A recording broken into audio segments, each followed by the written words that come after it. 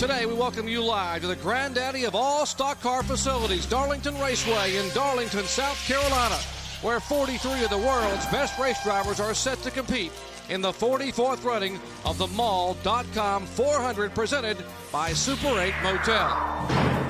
After 4 of 34 events in the chase for the Winston Cup, Bobby Labonte holds a slim 18-point advantage over Mark Martin, with 7-time Winston Cup champion Dale Earnhardt another 50 back, but closing the gap in a hurry. Hello, everyone. I'm Jerry Punch, and glad to have you with us today here at Darlington. You know, last week at Atlanta, an estimated 100,000 fans stood and screamed as 17 different drivers swapped the lead 30 times. And then in the final laps, they held their breath as Dale Earnhardt and Bobby Labonte ran wheel to wheel and door to door until finally a photo finish revealed that Earnhardt was the winner by just that much. Well, I'm pleased to report that the forecast here today is for more of the same. And why not? This is where it all began. For the past 51 years, this very demanding and historic egg-shaped oval, just like this season, has given the fans thrills and the drivers chills.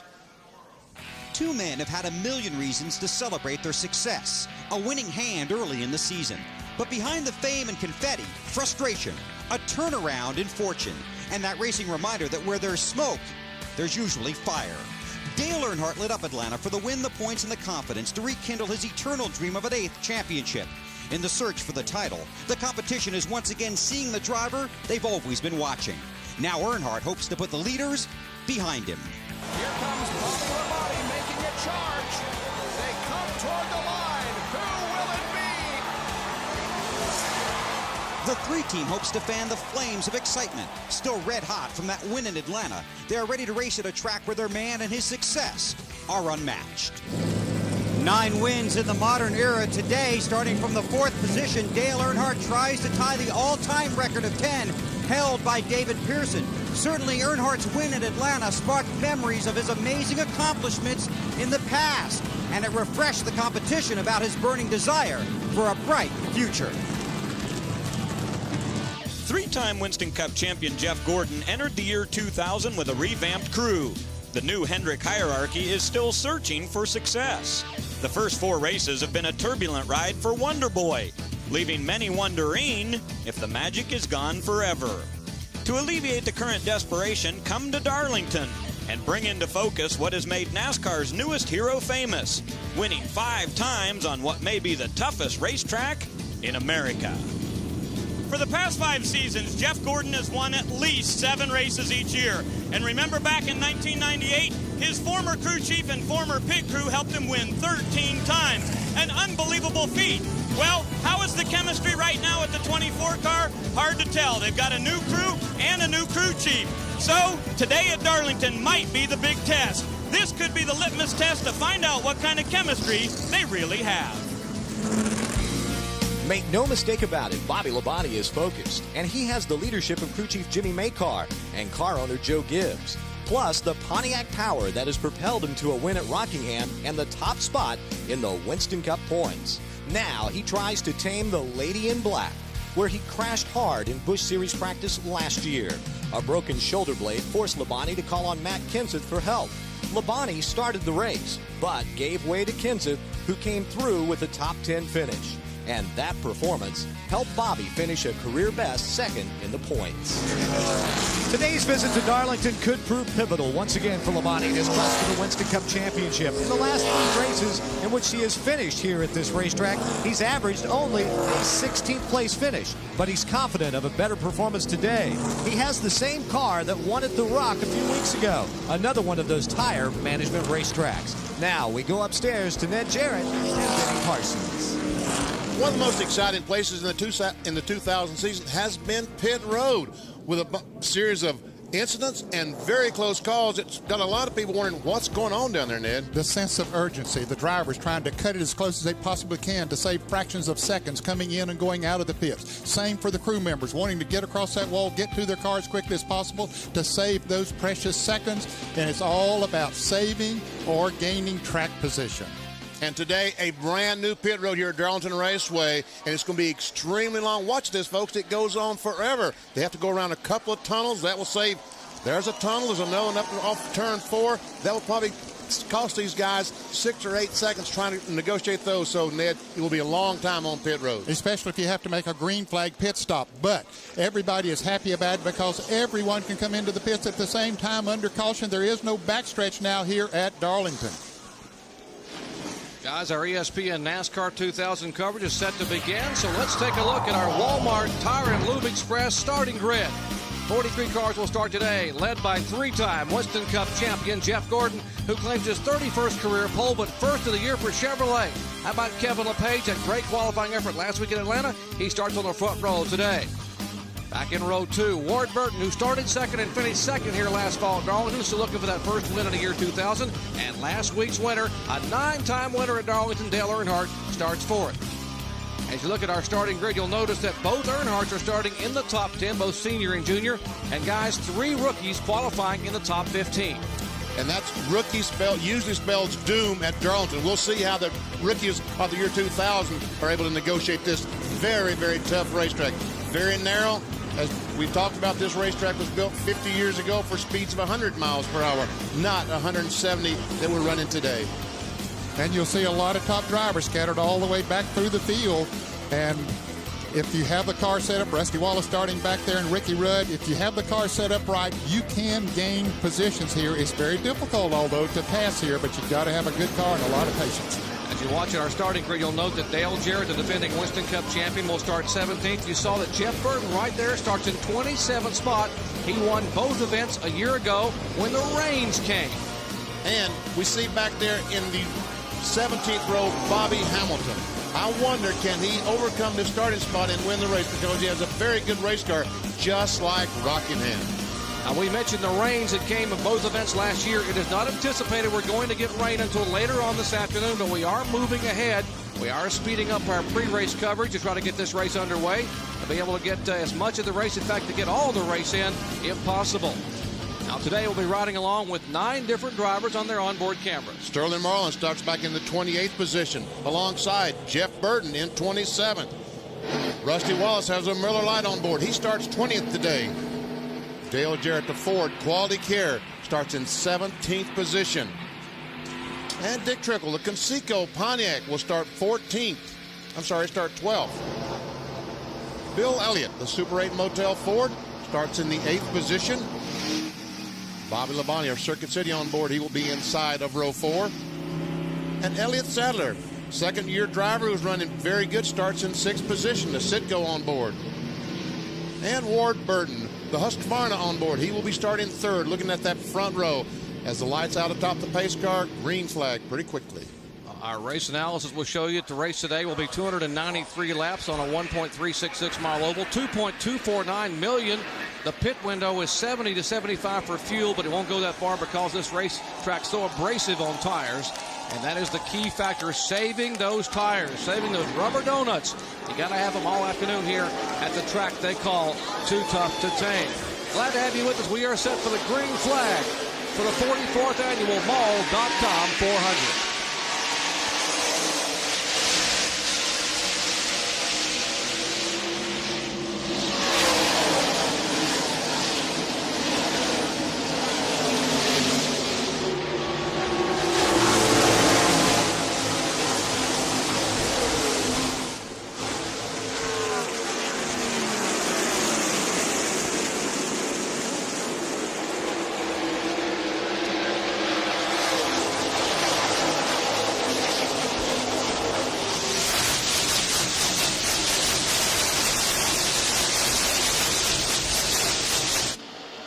Gordon will lead him down the first time, single file now. Gordon, and we have trouble in turn 1, 2 cars. Nemechek involved, the 36 involved. Kenny Schrader. Sterling Marlin spun down there. He's coming on around. He should be okay. Caution is out. Flat spotted all for him. You didn't blow him out, did you, Sterling? Keith Simmons, a spotter for Sterling Marlin. Telling that the car has spun, telling the crew that he's flat spotted all 4 tires. They will have to make a pit stop as we see Terry Labonte driving away with some damage. And Joe Nemechek, tough break for him. See if we can see what happened entering turn 1 at the end of 1 lap. Looks like the car number 1 of Steve Park got into Sterling Marlin as they went into turn 1, and it just caused a chain reaction behind them. See Strader's car spinning the left side of your screen. There's Terry Labonte getting involved in it. Little different angle. Once again, we see him go down the corner. Sterling Marlin already sideways. We did not see the contact there between he and Steve Park, but Nemechek is the guy that really gets hurt in this because his car is heavily damaged. The rest of them might have some superficial damage. So very quickly things get hot in a hurry. And as the Oakwood teams, there is Joe Nemechek standing up on top of the wall, and his heavily damaged Chevrolet Monte Carlo rests against the outside retaining barrier here as we are just 2 laps in to the Mall.com 400. Action happening in a hurry here at the track. Too tough to tame, and you know why they shoehorn them in here, because the fans love the action. Back in just a moment. Our ESPN coverage of exciting NASCAR Winston Cup action from Darlington is being brought to you by Super 8 Motels. Super 8, all the room you want. By Ford Motor Company, better ideas. And by Polaris ATVs. If you're going to ride the best Polaris. Now we are working the first caution flag today, and there's the Kenny Schrader car, the Pontiac, M&M sponsored Pontiac on pit road. So we check in down on the pits with Ray Dunlap. Well, Jerry, lots of pit stops here, including Kenny Schrader in the M&M's number 36. He came in. All the guys that made it on pit road used 4 tires. So already in this race, 1 set of tires down for the 36. Now the 7 car is on pit road right now, and the problem is the transmission is locked up. They cannot get it out of 4th gear. They're working on it right now, but he's going to lose a bunch of laps here while they work in the pits. There's Terry Labonte, the Kellogg Chevrolet. He was one of the cars involved. He just joined us. The caution coming out at the end of 1 lap. Here are the cars involved. Joe Nemechek involved. The actual first contact was Steve Park and Sterling Marlin. And then Nemechek and Schrader get together. Terry Labonte is involved. And that's why we are under caution here, having completed just 4 laps of 293 in this 400-mile event. First caution flag today coming out at the conclusion of lap number 1. And watch the contact here. As the car number 1 and 40 get together, Nemechek has nowhere to go. And of course, there is the 36 car of Schrader involved as he slides across the racetrack. Working caution number 1 here at Darlington Raceway. The track too tough to tame.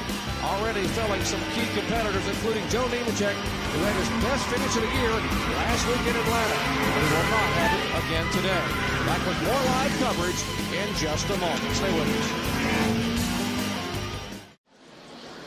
Back at Darlington Raceway in Darlington, South Carolina. We're getting set for the restart here as the caution came out on the very first lap of the race. 4 cars involved, the most heavily damaged, that of Joe Nemechek, having to take back to the longevity. I've talked about that as a key to victory today, patience.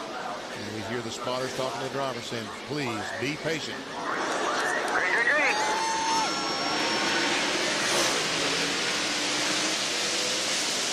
Start back on lap number 8. Caution over 5 total laps. Saw the car of Michael Walker down on the inside. He did lose a lap in the pits working on his car and the transmission or gearing problem he had. He still got a problem, it looks like. As we go back to the... Oh, we got another crash off the corner there. Jerry Nadeau, Kenny Irwin. And this is Darlington. Welcome to Darlington, South Carolina. Another incident here coming just 1 lap of green flag racing. In fact, a half a lap of green flag racing. There is Nadeau's car erupting in flames. How about here on pit road? Let's get it in there, try to fix it. Get a radiator, stuff like that right there. Radiator hoses and stuff. Let's get everything ready. That's Tony Furr, the crew chief. Tony, because it caught on fire, so it's got the front pretty bad with coolers. Whatever you got there, you're going to need. Spotter telling Tony. Stuff, guys. There was a 12 car of Jeremy Mayfield. Got damage to his car.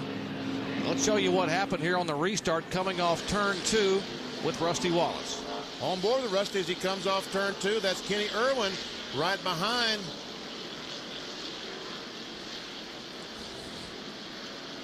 And right there, a little contact between Rusty and Kenny Irwin. Kenny, who tries to save it, just goes straight right in the outside retaining wall. And right in the groove in front of all those other cars coming off of that turn. We're lucky that more cars weren't involved than the 3 that I know of. Heavy front end damage on the 42 of Irwin, but the most seriously damaged appears to be that car, the MichaelHolligan.com Chevrolet of Jerry Nadeau. Look from Jeff Burton's vantage point.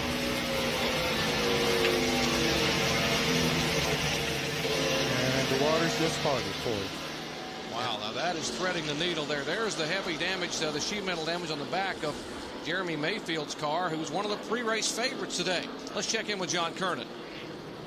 Kenny Irwin's crew looking over the car, the 42 car. They're going to push it behind pit wall because when he first pulled in, you can see all the water down on the ground on the pit road area. He has broken the radiator, so they're going to have to replace that and also cut away part of that bent up sheet metal. So Kenny Irwin's going to spend a lot of time behind the wall.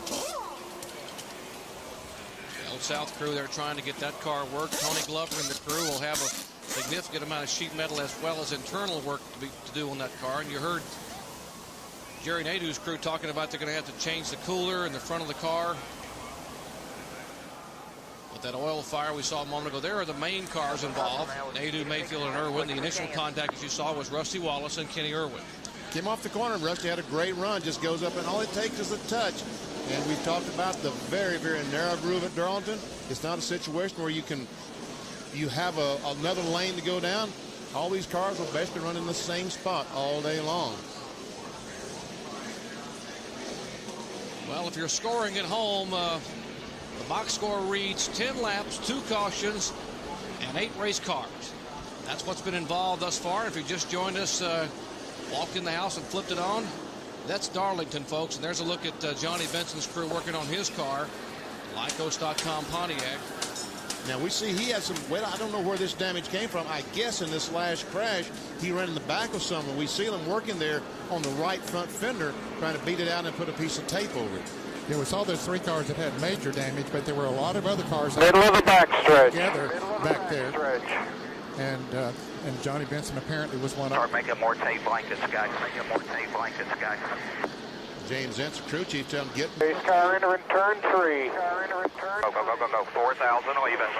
Give me some brake clean on some racks, too, so we can wipe the hood down real good. Reminding him 4,000 RPM. On in, pull lefts on, and I'll go back and work on the right. Pad started to lift up the minute he hit any speed whatsoever.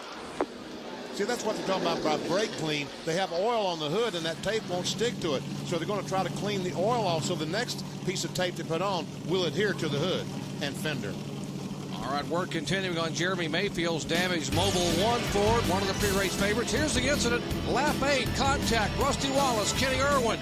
Irwin spins and it all breaks loose behind him. Under caution for the second time at Darlington. Back at Darlington Raceway is still working caution. You see Jeff Gordon there. He was our Bud Pole Award winner here, his 31st career Bud Pole, and he becomes the 4th different Budweiser Pole Award winner here in the year 2000, joining Bud Shootout qualifiers Dale Jarrett, who won at Daytona and Atlanta, Rusty Wallace at Rockingham, and Ricky Rudd at Las Vegas. Gordon, the 4th entry in the 2001 Bud Shootout. Let's check in down in the Mayfield pit with John Kernan. Jeremy Mayfield just pulled away as we get the 1 lap to go before we go back to green. They've taped up the damage that was on the front end of the car, but the most significant damage to the 12 car was on the rear. The deck lid's been pushed way up, so they had one of the crewmen had to jump on top of the trunk lid and push that down. They then taped over the opening parts there, and they also have to cut off the rear bumper cover. It was just the only damage to the car, but still, with the way the spoiler is and the air that'll hit that, he will not be able to run nearly as speedy. He's also lost a lap on pit road. Now let's go to Ray Dunlap. Well, John, a week ago, Joe Nemechek had a top 5 finish. This week you're in the garage. Things got pretty ugly out there in a hurry, didn't they? Oh, yes. Fortunately, I'm okay. They're going to fix the race car. We'll get back out, get some points. But I don't know what's going through some of these guys' minds. They're just sure not using their heads today. It's a shame. Our Oakwood Chevy got tore up pretty good. I thought we were pretty decent in practice. We didn't qualify good, 30th. But in practice, we had as good a car as the guys in the front. And last year we started 25th. And we got up to leading the race there at one point in time, so I was looking forward to today. Well, guys, that was the first crash, and we got more cars back here to report on that were in the second crash. All right, our Napa field summary shows you where your favorite driver is running as we are still in the early laps here. Gordon, Ward Burton, Mark Martin, Kevin LePage, and Dale Earnhardt in the top 5. Elliott Sadler had a great qualifying run, still sitting in 6th position. 16 through 30, and there are the cars. You see Mayfield is now 2 laps down in 40th spot. Kenny Schrader a lap down, and Michael Waltrip also showing 2 laps down as we are set for the restart here at Darlington, South Carolina. Green, green, green. Schrader down on the inside, trying to beat Jeff Gordon down into turn 1, try to get one of his laps back. And a battle for the lead as Ward Burton pulls up on the inside of Gordon off turn 2, takes the lead.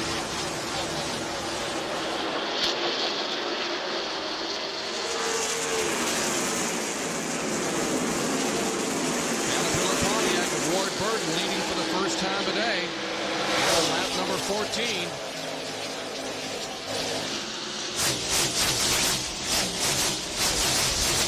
Michael Waltrip is back into the pits, and Jeremy Mayfield coming back into the pits.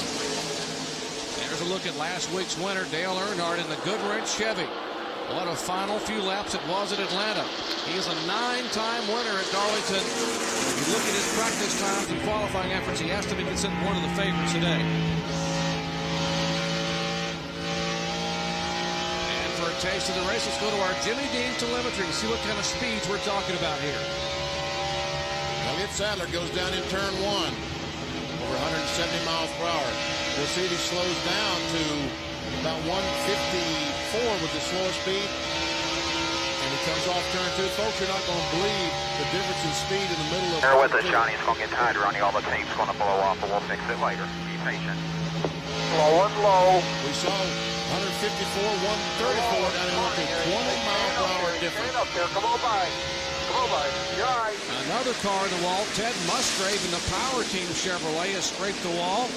And the caution flag indeed will wave for the 3rd time here in less than 20 laps. Significant right side damage, Ned. Right front heavily pushed in. Yes, it is. Damaged quite a bit there, Jerry. You can see that right front tire is flat. Kenny Schrader got one of his laps back. He was able to beat Ward Burton back to the start-finish line. So that's good for him, but bad for Ted Musgrave and the Power Team. Right on board with Sterling Marlin, the Coors Light on board. We'll see the smoke. And Musgrave, both front tires are locked up, just going straight in the wall. It's like the right front tire went flat or the accelerator hung or something like that. Something happened that it didn't look like any other vehicle was involved. He just locked those wheels and shot straight into the wall. And he was trying to lessen the impact, I guess, by locking the brakes up and before he got to that turn. As you watch Ted Musgrave try to climb out, let's check in with the driver involved in that previous incident, Kenny Irwin. But Jerry, you remember a couple of years ago we used to do the story about Flat Nose, the tree climbing dog here in Darlington. You got a flat nose on your Belsall Chevy. How bad's your race car? It's pretty bad. They're putting in a new radiator. They're going to cut the whole front end off so it'll look like a modified when we go back out there. We didn't even get a chance to work up a sweat in the Belsall Chevrolet. What happened out there? Everybody coming through 1 and 2, and the 7 car was keeping everybody slow. And the spotter told me that, everybody was slowing down, so we're getting slowed down. And then whoever's running behind me just got in the back of me, and that's what started the whole deal. Okay, so Kenny Irwin will get back in that race car, and they will go back out, and the leaders are coming to pit road. Well, we've run 18 laps, and you can't afford to run very long without getting some fresh rubber on. Ward Burton staying on the racetrack by himself. He and the pace car on the racetrack. Everyone else, guys, heads to pit road at 45 miles an hour, 4,000 RPMs. And they come creeping down one continuous pit road for the first time ever at Darlington. Boy, and Ward Burton and his crew's got to say, I didn't know they were coming in. I wish we had known, because he's going to be a sitting duck once they start back with these fresh tires. And Jeff Gordon did not stop. Oh, I'm sorry. I thought that was new pit road. He even got me, Bill Weber. Has to come around that chicane. They told Ward Burton to stay out on the track, but the rest of the field came in behind him. Gordon's car has been good. He'll get 4 tires and fuel here. This should be a routine stop. He has 66 feet. Mark Martin's car stalled. Now that he's in the lead pit road, Gordon's going to beat everybody off. They are still pushing Mark Martin's car, trying to get it refired, and has yet to fire just up in the middle of your screen. They're out there in the traffic now. They move down to that little chicane. Finally does fire, but my goodness, he had to have lost maybe 10, 12, 15 spots as he pulls out behind Sterling Marlin. Well, those are spots that are hard to make up on the racetrack.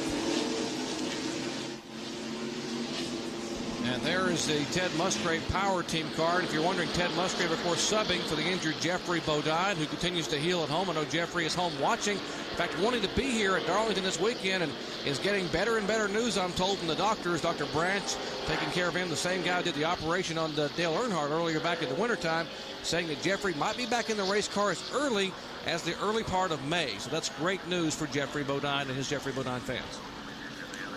Not good news for the Power Team Chevrolet. They have the latest car to produce a caution. Caution number 3 coming out at Darlington Raceway. Back in just a moment. Back at Darlington Raceway, Darlington, South Carolina. Pit stops have been the order of the day, and the big loser in that pit stop was Mark Martin, whose car stalled. And take a look at our Coca-Cola pit summary. You see he came in 3rd and came out 27th. Ouch.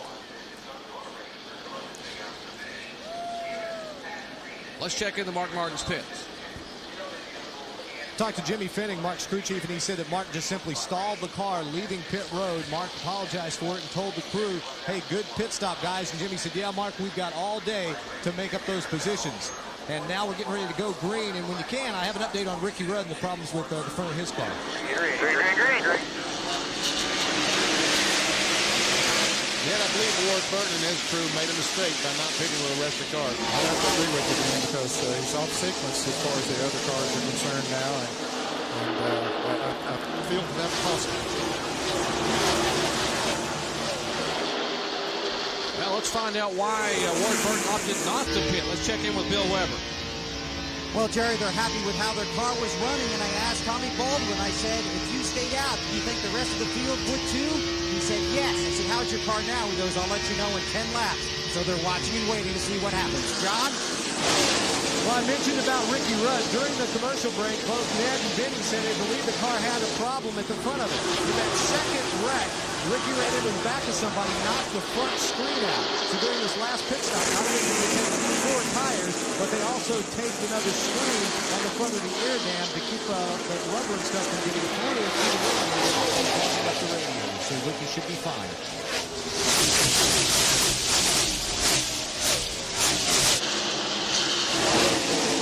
Thus far, Ward Burton holding his own. Right now, Dale Earnhardt, the 3 car, trying to get alongside Jeff Gordon. If you get down at 13, they'll be in your way. Inside looking, 12, clear.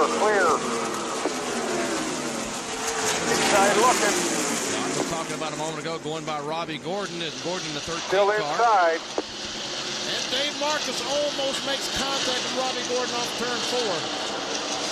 Clear all around. He's looking pretty racing here today. Marcus, the oldest driver in today's field, 59 years of age. Had a great qualifying run, 26th position. Well, loses another spot to Johnny Benson, the 10.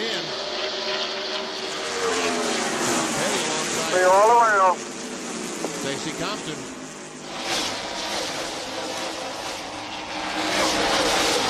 They're racing back for 30th, 31st, 32nd position. It'll get better for you. We'll get it back in next time. You're all clear. Still with the 14 car, the Casino Pontiac gets first race for A.J. Foyt. Was running up in 10th spot, but after the pit stop, he's back in 28th. And Steve Park trying to get alongside the Pinball Chevrolet. And you folks wondered about Mark Martin. He picked up 3 positions up to 24th. He was 27th when the green came out.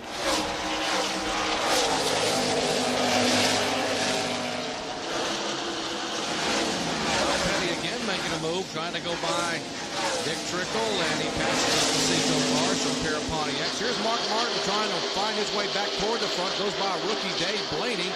It is for position. Put him up to 23rd.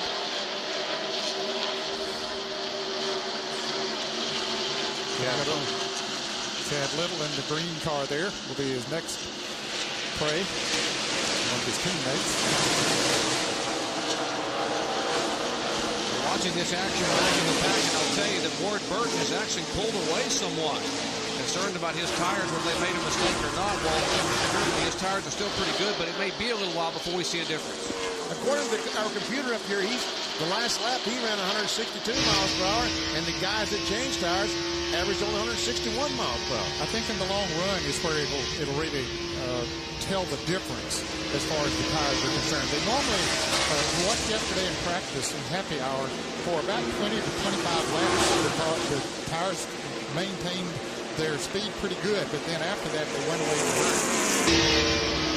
I want to check it home. He has 19 more laps on his tires than everyone else that came in and pitted. They pitted on lap 19 for their first stop of the day. And plus, a lot of those laps were under caution, too. Of those 19 laps that he has in there. So probably only 7 or 8 under green. Yeah, really. See Jeff Gordon pulled in the back of his teammate, Terry Labonte, trying to take that spot away. Now, Terry did not make a pit stop on this last caution because he had been in during the last caution. He was one of those involved in the first wreck. He spun. Didn't think he hit anything very hard, but at least he was in the pits. Kevin LePage on the inside of Dale Earnhardt. That's LePage in the 16. Outside poles here to try and take a spot away. Now, what's going to happen? Who's going to back off? Earnhardt. Wisely. He backs off. Let LePage go, so he'll just drive under and pass him off turn 2. And that is called the Earnhardt maneuver here in Darlington. How many times has he pulled that off over the year? The first time he's pulled it on Kevin LePage, but as long as LePage runs up here, he'll try that again. Kevin LePage with a great qualifying run. It looked like he was going to get the pole on Friday until Jeff Gordon knocked him off with the last qualifying run of the day. LePage still trying to get around Earnhardt as they go down into turn number 1. The car in happy hour developed a vibration. They could never determine what caused the vibration on LePage's car. So Pat Trice and his crew chief says that this morning they changed everything they could think of. The transmission, the drive shaft, the rear gear, trying to get rid of the vibration. And so far it seems that whatever they did, they got it fixed because Kevin has not complained of the vibration in the early going of this race. His car looking awfully good, John, and so are the Joe Gibbs car. They're running right behind Dale Earnhardt. And so is the 99 of Jeff Burton. He is coming up through the field. He is currently in 14th position, just picking off one and then the other. And he's starting way back in, 27th position. Take a look at our Jimmy Dean telemetry and see what kind of speeds he's turning. On beneath Dale Earnhardt Jr. and the Budweiser Chevy, or trying to anyway. We can see that these slower cars had Jeff Burton down to 121 miles per hour, about 10 miles per hour slower than the telemetry we saw earlier. As he goes by Dale Earnhardt Jr. Terry Labonte has moved back a couple of spots. Dale Earnhardt's got by, the 16 cars got by, and also Jeff Gordon got by Terry Labonte. Bobby Labonte Circuit City roof cameras. He goes by his older brother Terry, or tries to. Terry's very first start came here in Darlington way back in 1978. His very first win came here in 1980, in the fall of 80. So riding along with Bobby Labonte. Teammate Tony Stewart running nose to tail back in 9th and 10th position. Brother Terry is an 8th spot. Bobby Hamilton has closed up on the back number of Ward Burton. Now, Hamilton's tires are not as fresh as Jeff Gordon's, but he did have fresher tires than Ward Burton. His car only has 6 or 7 green flag laps on them before he threw the green flag a few laps ago. And then you talked about at the top of the show his car was yesterday in practice. He was extremely good at Rockingham a few weeks ago on the track that's very abrasive center of this. Now he wants to lead. He's taking a look, going in turn 3 and takes the lead.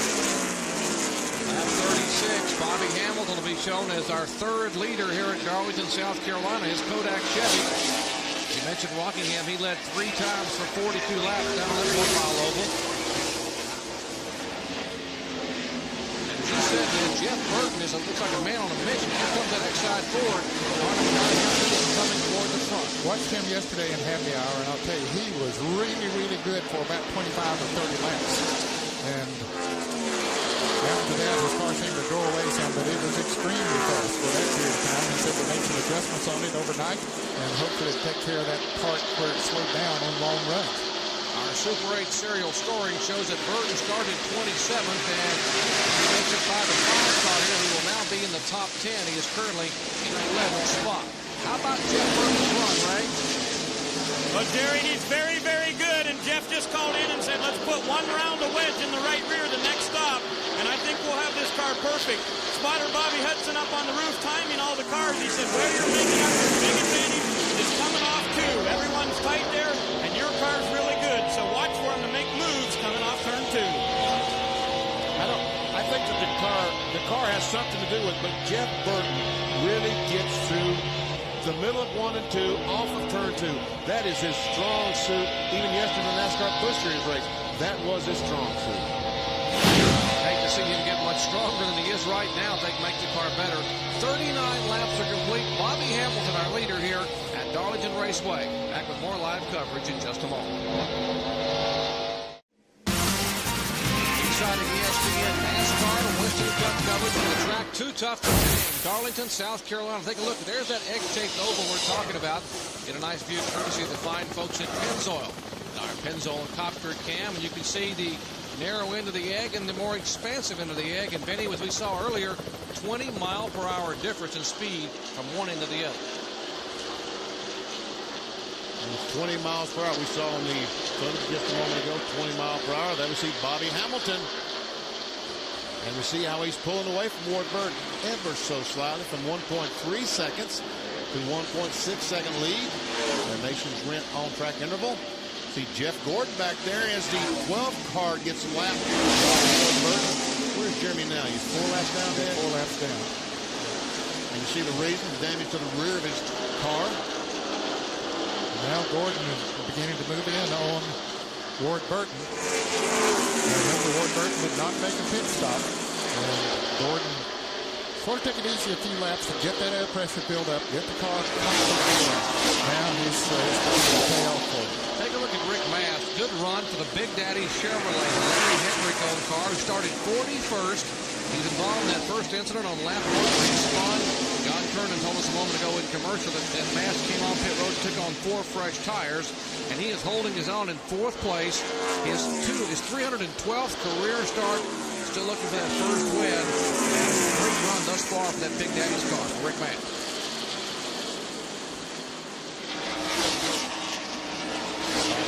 Right behind Rick Mast. These cars are running fast enough miles per hour wise that this thing called arrow push comes into effect. When you pull up behind someone and you lose the air going across your car, you lose some downforce, and it really makes it hard to come off the corner. They pick up that push off the corner. As you see Rick Mast on the inside of Jeremy Mayfield. And Jeff Gordon just a moment ago taking over the 2nd position from, as that pass was taking place here, Gordon able to go by the 22 car for 2nd spot.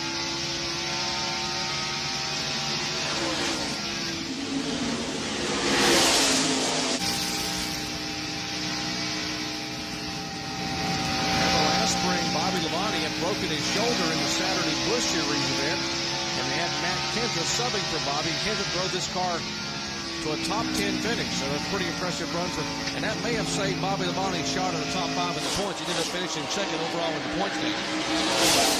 Went a long way towards it, no question about that. So he was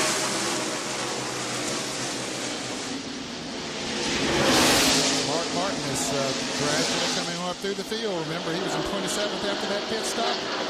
Picked up 11 positions since then, just past Rusty Wallace. Now has moved into 16th position. Let's check in on his progress. Talking about Mark Martin with John Kernan. We already documented the problem that Mark had stalling the car leaving the pits. Now, I neglected to tell you, they also made a chassis adjustment. The car was just a little bit loose, so they put a round of wedge into it to try and tighten it up. And the last few laps, Mark said the car feels pretty good to him right now. So as he tries to pick his way toward the front, it's hard to imagine what he could be doing now if he hadn't had that problem on pit road, because he's got a very good race car. Moving on Dale Jarrett, who currently is in 14th position, taking a look out the back of the Quality Care bumper cam. And Jarrett just goes by Jimmy Spencer, takes over position. Mark Martin now will go down to the inside of Spencer as we look out the back of Jarrett's car. So Martin takes over the 14th position. John Andretti, the STP Pontiac. Bill Elliott, battling for position. That's back about 18th and 19th. Not about, it is 18th and 19th. Rusty Wallace right in front of Bill Elliott, the 17th place car. And right behind Bill Elliott, our Citgo roof camera is Elliott Sadler, dropping for the Wood Brothers, who are celebrating their 50th anniversary. And now looking back from Rusty's bumper cam, we're all over Bill Elliott, front and back. If you can't do anything, we're not going to see. Elliott, a 5-time winner here in Darlington. And how about this battle here? Kevin LePage in the Ford and the young Earnhardt, 25-year-old Dale Earnhardt Jr. And this young man is a talent. And as I've said before, I don't think that I've given Dale Earnhardt Jr. enough credit for his talent. I think I've given a lot of credit to his operation, his team, and Tony Eury and his dad, but his Bud Roberts Chevrolet, very talented young man. Yesterday when we talked to Earnhardt Jr., he said he likes this place. And you said? Well, he's young. He'll learn. He'll learn.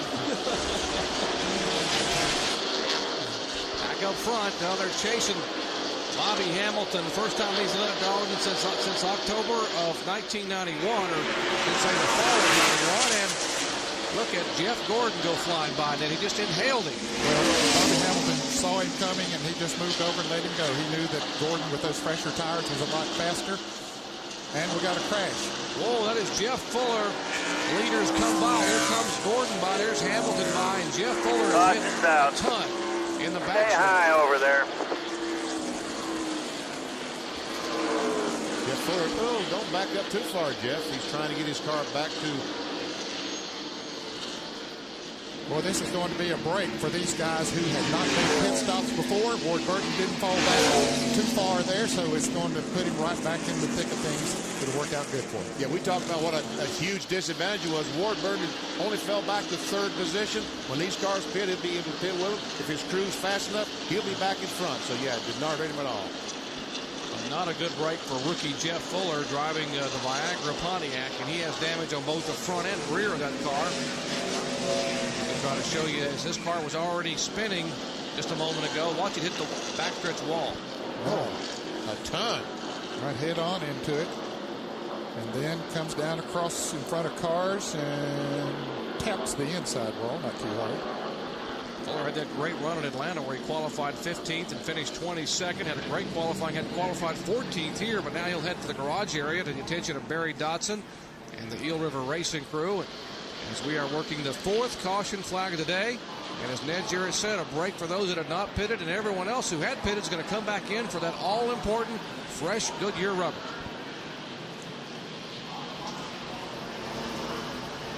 $45 miles an hour down pit road.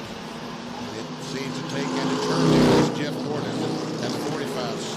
Slowly coming down pit road. Hamilton finally stopped this pit. Ray Dunlap. Well, Benny, they brought a brand new race car here. This is the same car they tested with at Bristol last week and set a new track record there. A very fast car for Bobby Hamilton.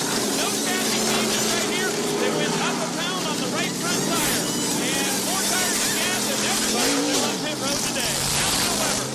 Jeff Gordon and Ward Burton are in. Gordon called his car finicky, but overall very good. He's tight when he gets behind other cars. He wants a half pound out of the right rear. Ward Burton has a new gas man this week after they had trouble fueling the car last week. He's getting 4 tires and no changes. Gordon is away first, then it's Bobby Labonte, followed by Ward Burton. Jeff Burton pushed off a pit road behind the 4. Look how close those times were. Now, that is outstanding pit work. 16.8, 16.8. I mean, all of them in the 16.5-second bracket. And that's the competition on pit road. And it even gets a little heated up down there. They're trying to be able to get in and out of your pits. But you got to applaud the folks here at Darlington. One continuous pit road, and it really has leveled the playing field. Yes, thank you very much, guys, for allowing all these cars to be on the same deal. When they qualify, you don't have such a huge disadvantage. I think the 77 car, I think the gas man or something is going to get pulled down the pit road. There he is, trying to get an adjusting wrench out of the back. You see it on the back of the car there? And finally he says, I better leave. And he just falls on pit road. But that wrench still in there. Did it come out? Yeah, it's still in there, so he'll have to come back in. Might have been Bill Lewis, the catch can man for Robert Presley, and Presley will have to come back on pit road as Dennis Cave, the gas man, stands waiting to pull the wrench out. Back in a moment. And we are being told there are some sprinkles of raindrops over down the back stretch. Let's check in on the Jeff Burton car in their pits with Ray Dunlap. Well, Jerry, we saw that they were coming on strong there. They did make a little bit of a chassis change. They went down 1 pound of air pressure on the left front and made a track bar adjustment. Jeff said his car was just a little bit tight going into turn 3. He thinks they've got it fixed now, and he wishes he was up front because that's where he usually is when it's raining. Now to Bill Weber. Dale Earnhardt was tight off of 4, loose off of 2. Then at the end of the run, he was loose all over the track. They took this rubber out of the right rear during that pit stop, and they also made an air pressure adjustment to try and improve the handling of the race car. Now to John Kearney. Kevin LePage had complained that his car was tight on the entry, loose in the middle, and really tight coming off of the turn. So Pat Tryson called for them to pull half a spring rubber out of the right front and also to make a track bar adjustment. And that's why they lost a few spots on pit road. And the vibration is gone, and there was a flutter and popping in the engine. But Kevin has just reported in that everything is fine with the race car right now, although they did lose a few spots because it took them a little bit of extra time to get that spring rubber out. We worked in caution number 4 to an incident over in the backstretch when Jeff Fuller's car hit the wall, and everyone came down pit road with the exception of a few lap cars. Let's show you what happened in Robert Presley's pit. This is gas man Dennis Cave. And he is a big boy, got to be about 6'4", 6'5", goes about 260 or 70 pounds. And he had hold of that to wrench, and he will come back in, bring him back in. Now they're going to make an adjustment while they're in there. That's what they were trying to do to begin with. So they put 1 round of wedge in the left rear, and he says, okay, go ahead. I got it fixed. Dennis gets the wrench back and says, how did this thing get bent? Let me see, how do I remember? Oh, yeah, it was trying to pull me down pit road. That's how he got bent. And he's telling Ryan Pemberton, the crew chief, said, look, I bent that thing. I'm Superman. He's a big boy. Absolutely under caution, though, none the worse for wear. Robert Presley did not lose a lap. He just toward at the back of the tail end of the lead lap. We'll show you your favorite drivers running with our Napa Field summary here at lap 60. Jeff Gordon being shown as a leader. Bobby Labonte, Ward Burton, and Jeff Burton in 3rd and 4th. Rookie Matt Kenseth rounding out the top 5. Check out 16 through 30. Elliott Sato leads that group. Terry Labonte's back in 22nd. Rusty and his brother Kenny, 23rd and 24th. Robbie Gordon in 30th. And you see there are 34 cars on the lead lap now. Johnny Benson being the last one on the lead lap. Working caution number 4 of the day here at Darlington Raceway. Back with more live action in just a moment. Back at Darlington Raceway in Darlington, South Carolina. You wonder why this track is egg-shaped? We're going to show you over here in the corner right here. That is a minnow pond, and that farmer Ramsey that owned that minnow pond said you could build this racetrack, but instead of making the track come all the way around here like it would to be symmetrical, nope, you got to have to make it very narrow there. And because you're not going to disturb my minnow pond, that's why we have one of the most historic facilities in all of NASCAR. You want more information about what's happening at Darlington? Well, you could log on to the Information Superhighway. NASCAR online at www.nascar.com. Real-time information about your favorite driver and what's happening here right now, which is the green flag about ready to reappear at Darlington, South Carolina. Green, green, green, green, green, green.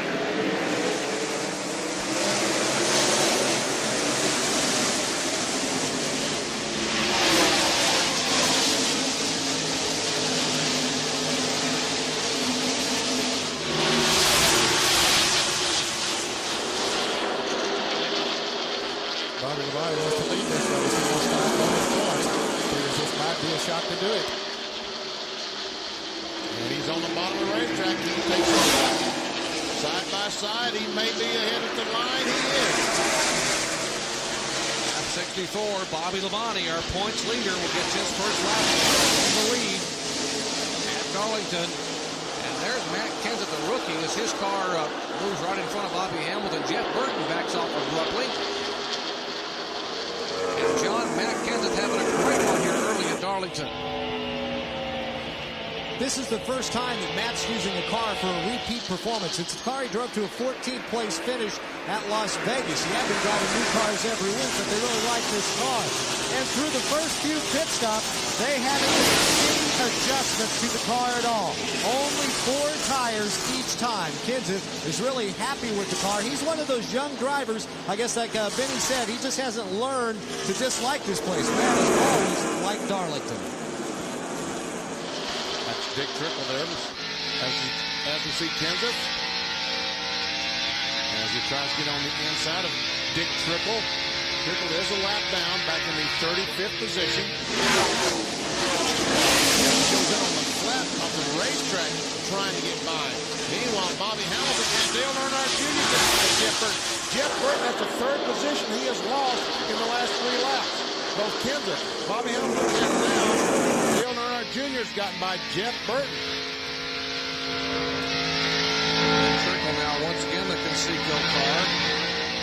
As they go by, here comes Burton on the inside. Now Earnhardt Jr. for the position that is for 6th spot. And right behind him was father and son, Dale Earnhardt and Dale Earnhardt Jr. And now Mark Martin on the inside of Jr. Just got to see a few raindrops. They had to get excited thinking they're going to be racing here to the halfway point. There is weather moving in. You were told it was much, much further away, but they're getting excited here just 67 laps into this one. It's that way, but sometimes what you get in your mind is different from what happens out on the racetrack. Johnny Benson's 10 car comes off the corner. And wow, gets it loose, and does a fantastic job saving it. And so did Dave Martin do a good job of backing off and not getting into it. All right, here's Ward Burton, the car number 22. Qualified 3rd. Started 2nd last fall here. Darlington finished 2nd. Right behind his brother, Jeff Burton. Bobby Labonte is showing the way. Let's check in his pits with Bill Webb. And Labonte helped to the front by another excellent pit stop, 15.31 seconds. 30-50, you're all clear. 8 stops, the team averaged 15.26. Labonte has been a little loose off. They took 1 pound out of both rear tires. You're all around. Well, there's the front 2 cars. There is Gordon, and there is rookie Matt Kenseth. We mentioned he drove the 18 car for Bobby Labonte here last spring. Got some valuable experience. Logged a 10th place finish on the car. This car, as you heard John Curtin say a moment ago, was the car he finished 14th in at Las Vegas. Look at Bobby Hamilton off that corner. Meanwhile, back to the lead.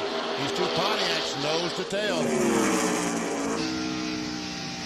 A couple of Pontiacs showing the way at Darlington, but they haven't had a whole lot of luck here. Take a look. They have not scored a victory at this track in the modern era of motorsport. You're all around. And folks, Kenseth now taking over 3rd, and Bobby Hamilton, Jeff Burton. So Gordon losing a lot of positions. But I don't think he's going to have to worry too much. I think he's going to be okay. His car is not very good in the first 8 or 10 laps. And he gets those tires seated in the way he wants them. We'll see if he's able to come back like he did the time before. The driver has to be patient. He has to run according to how his car will let him run. If Jeff Gordon thinks he's going to abuse the tires these first few laps by running hard, he's wisely backing off and saving those tires to the end of the run. Clear all around. Now we got a pair of Pontiacs. As we got one Pontiac passing another, Ward Burton takes the lead. Happens very quickly here. Lap 72. Burton taking the lead in turn 3. He's flowing real low in 3 and 4. Now look at him coming back up. He just got that air pressure build up to his satisfaction, and his number 99 Ford beginning to ramble now. Still running by Bobby Hamilton. So Hamilton is back to the 6th position. Earnhardt's in 5th.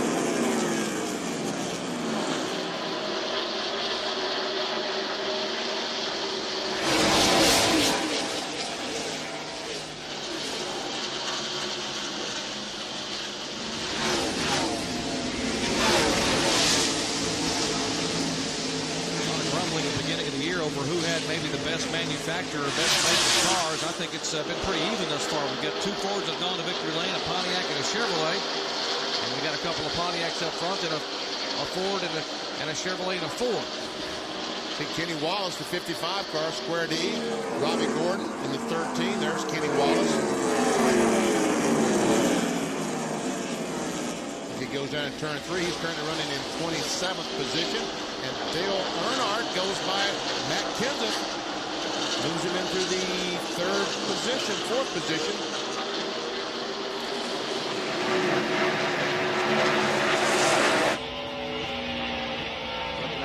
Of Jeff Burton's Exide Ford back at Earnhardt. Dale Earnhardt Sr., Goodrich Chevrolet driver. Last week's winner in Atlanta.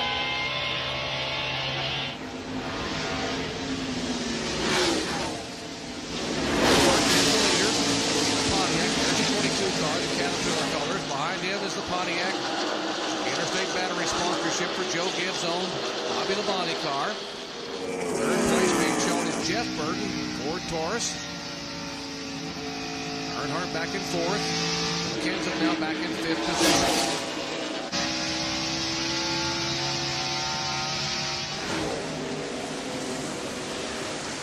And Burton, Ford Burton, or Jeff Burton, beginning to gain on his brother now. He picked up about 2 minutes of a second on the last lap. There's Gordon, Mark Martin, Earnhardt Jr., and Tony Stewart. They are 7th, 8th, 9th, and 10th in line. Right behind them is, you see the 88 car coming in your picture, Dale Jarrett. And Bobby Labonte is closed back up on the 18 car.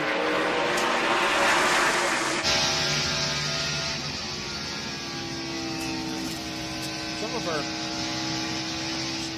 pit reporter Bill Weber says that Bobby Labonte is complaining that he's hitting his rev limiter on the backstretch. Let's listen, see if we can hear.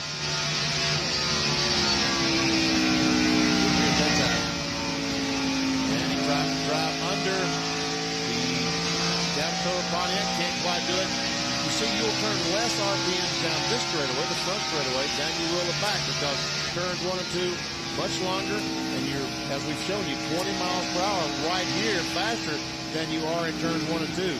Of course, they have that rev limiter on there to keep from over-revving the engine. But Benny, yesterday in Happy Hour, saw a lot of drivers and teams changing gears, going to lower gears because the tires, after they get heated up, they slow down. And if they would have needed that lower gear because of slower speeds. Today, it is cloudy, it is cool out here today, and they're running a little bit faster lap times than they were yesterday in Happy Hour. So maybe they don't need that lower gear as much as they thought they would. Rusty Wallace a moment ago making a move by Chad Little, pole position for 19th spot. And Benny, a lot of concern with that gear in the car about the valve train. We've seen some engine failure this year, including that heartbreaker for Mike Skinner last week with 20 laps to go. And that's exactly what they're doing with the rev limiter, trying to limit the amount of revolutions per minute the engine turns while these tires are good and they're getting some speed out of them. As the tires wear and become slower, that's when they want the gear and more RPM. Take a look at our nation's Wren on-track interval. They tell us that this Goodwrench car is reeling them in. There are the lead 2 cars. Let's see where Earnhardt is behind Ward Burton. And yes, he is closing the interval 1.5 seconds than last time by. I mentioned a few laps ago that Jeff Burton was gaining on him. Earnhardt's coming from past Jeff Burton, and he definitely is gaining. Well, we'll see if the 9-time Darlington winner and 7-time Winston Cup champion can catch him, can reel him in. The Intimidator is on the move here at the track. Too tough to tame. Back with more live coverage in just a moment. Take a look into the eyes of the 3 principals involved in our battle for the lead. Ward Burton, Bobby Labonte, and that man there, 48-year-old Dale Earnhardt. And there's a look at the facility they're battling on. 1.366-mile egg-shaped oval built back in 1950 for speeds of about 76 miles an hour. They're running almost 170 here today. Now, moments ago, Dale Earnhardt made a move for position on Bobby Labonte. He just pulled up behind Labonte. Labonte realized he was much faster, so he simply moved over, let Dale Earnhardt go by, and Earnhardt's up in 2nd spot, trying his best to close in on Ward Burton. Scoring on Earnhardt, started in 4th position. That's the restart. You see he's back in 9th and now being shown in lap 88 in 2nd spot. And the car slips a little bit. Oh, he almost got in that wall as the car got loose off turn 4. They chased uphill and almost chased into the wall. Well, he's complaining about that first, these pit stops that the car has been loose. They've adjusted for it, and it looks like they might have a little bit more to go. Here's what I was talking about. Watch as he comes off the corner. Right there's that little bit of slip. Boy, he caught it quick. Boy, in the hands of a lesser driver, we'd be talking about a caution flag right now, but he just, for him, was a little bit of a slip. Holding his position. Battery's car back in third position, riding along with the Circuit City roof camera. You see the interval there between Earnhardt and Ward Burton. It's about a half a second.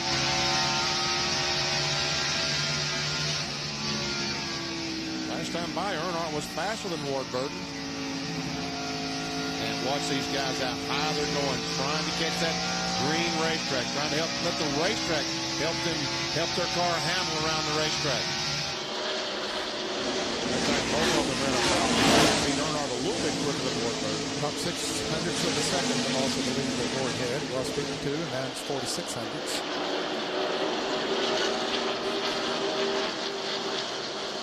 Ricky Rudd still trying to work his way around number 13 of Robbie Gordon, the Duracell car. Duracell Ford, Rudd, Texaco cars. They are battling for position. Rudd finally gets position off turn 2. Off side by side. Oh, man. And Michael Walker looks like he has his problems fixed in that number 7. He's now 6 laps down, but he's running much better now than he has most of the day. Rudd now, by virtue of that pass, to the 28th spot. Speaking of Ricky Rudd, let's check in on his progress with Ray Dunlap. Well, Jerry, in the last little bit of happy hour yesterday, Ricky Rudd came on the radio and said, the car is vapor locking. It just won't go. We've got to find out what's wrong. So the crew looked it all over. They worked on it. They tried to find out what was wrong. They couldn't find anything, so they put new fuel lines on there. They did a couple of things. They were even going to take the fuel cell out.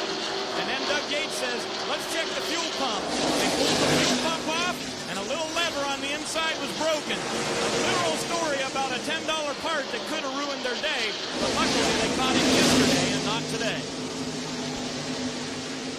Well, they were fortunate for that to happen in happy hour. Whoa, a near miss there as Kenny Schrader net right up in front of Jimmy Spencer.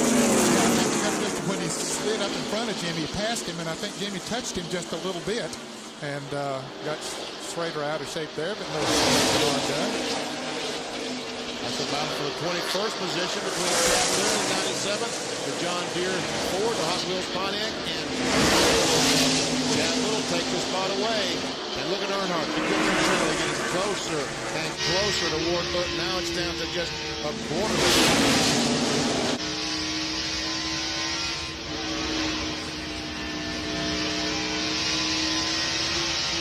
Ward Burton started third, currently leading here. Same car he finished third with at Rockingham. In fact, both these drivers were in their Rockingham cars. Earnhardt finished second in that same car, number 3, and Ward Burton finished third in this exact same Pontiac, number 22. They're running first and second here today, and the guy who won, by the way, at Rockingham is running third in his same car. That's Bobby Labonte. And we see that time Bobby Labonte was the quickest of the top 3. And we go back to Tony Stewart. Now Dale Jarrett was the third fastest car.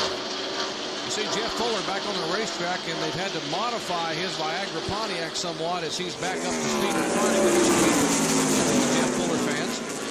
And check this out. Terry Labonte had the fastest speed. And 16 car, what's up at 147 miles per hour for Kevin LePage? Obviously a problem with Kevin LePage. Let's check in his pits.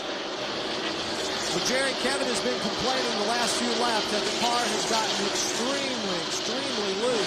So he's got a handful out there. They're hoping for a caution so they can come in, take on 4 tires, make an adjustment as the 18, Bobby Labonte, gets around the 3 of Dale Earnhardt. But LePage finding Bill handling the race car right now. And at Darlington, that is quite simple.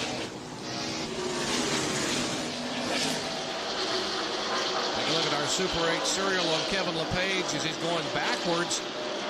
Car not handling. And Ned, you made a call a bit ago. You look at how now he's back in 17th spot. Oh, you see, fight that steering wheel.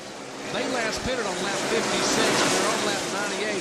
That's 42 laps on tires. You said 40 laps on tires begin to go away very quickly. We saw that yesterday in the happy hour, Jerry, and especially if your car is not handy. If it has a little bit of a push or either it's a little bit loose, whichever way it is, if you're using those tires, then when you get about 40 laps on them, it really gets to fill up. And that's happening with Kevin LePage here now. Rusty Wallace goes beneath the page for 17th position, and will take that away. Winston Cup champion, trying to get a top 10 finish here. Our leader working traffic now, that would be Ward Burton. A pair of Pontiacs showing the way at Darlington. Last Pontiac win here back in 1963. Now the name of Joe Weatherly driving for Bud Moore.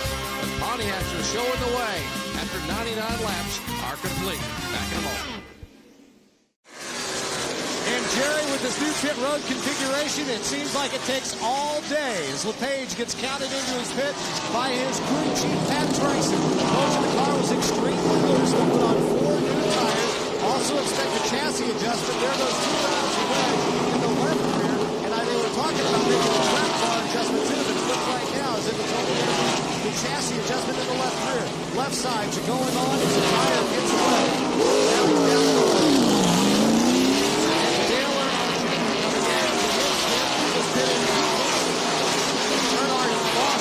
Spots out there on the racetrack, and so far they will make a track bar adjustment in the right rear.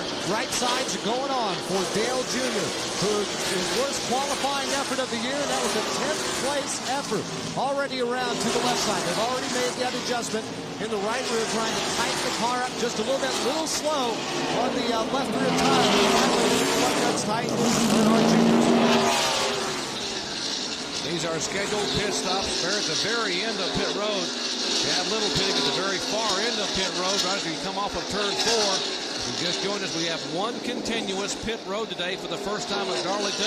Jeff Hammond and the crew made a chassis adjustment on John Deere Ford. Chad had that great run last week in Atlanta, qualifying 13th and finishing 6th. Going to follow it up today.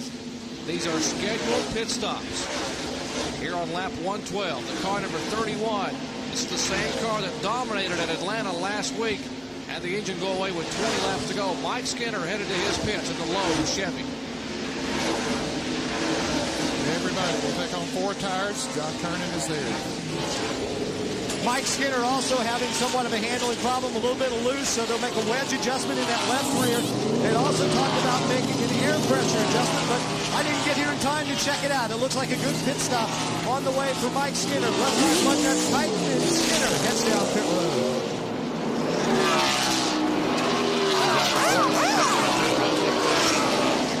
Actually, Skinner out, then he has made a pit stop. Brentwood behind his end. Earnhardt, Chevrolet is dropping back.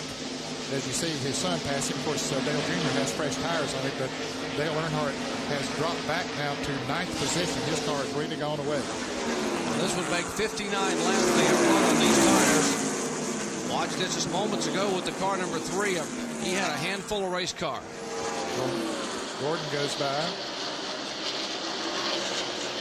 And DJ's up there to pass him, but Kevin LePage with those new tires. And see how much of a difference it makes? Man, he just stood on the gas and just drove right past him.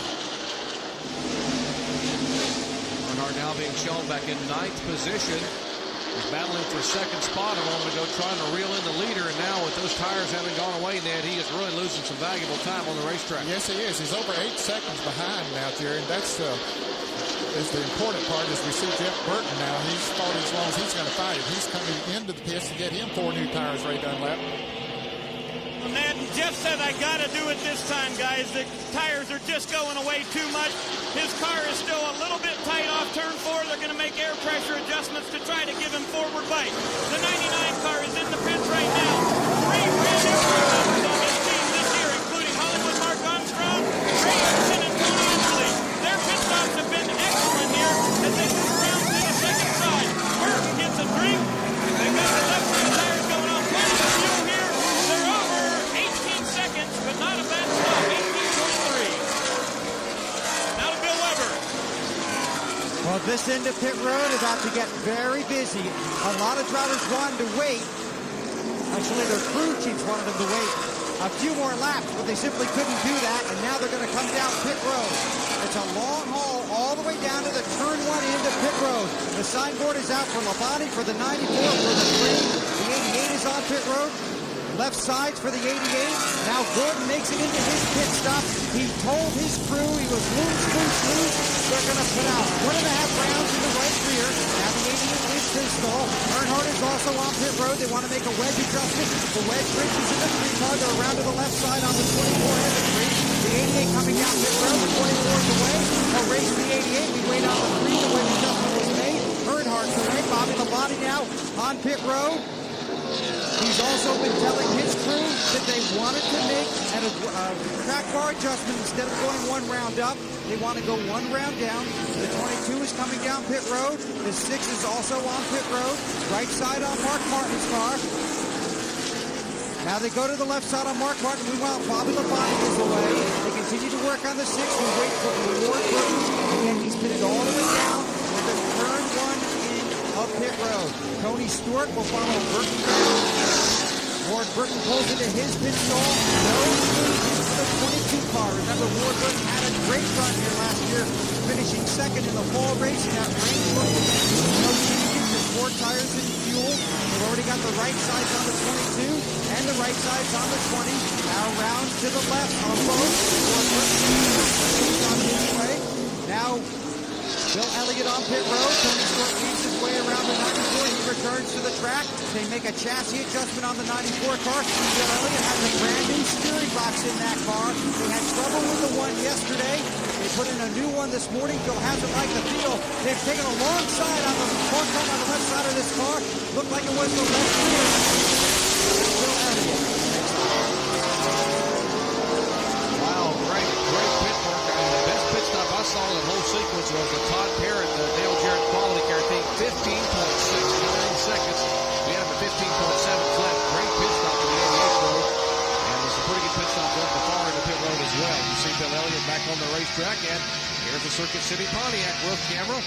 Car number 18 of Bobby Labonte back on the racetrack. So Bobby Labonte, after that round of pit stop, is showing the way, and the crews will check the tires. And we'll take a moment and come back and check the field at Darlington. Welcome back to Darlington Raceway in Darlington, South Carolina. I'm Jerry Punch, along with Ned Jarrett, Benny Parsons, Bill Weber, John Kernan, and Ray Dunlap. Glad to have you with us for our exciting live NASCAR Winston Cup coverage.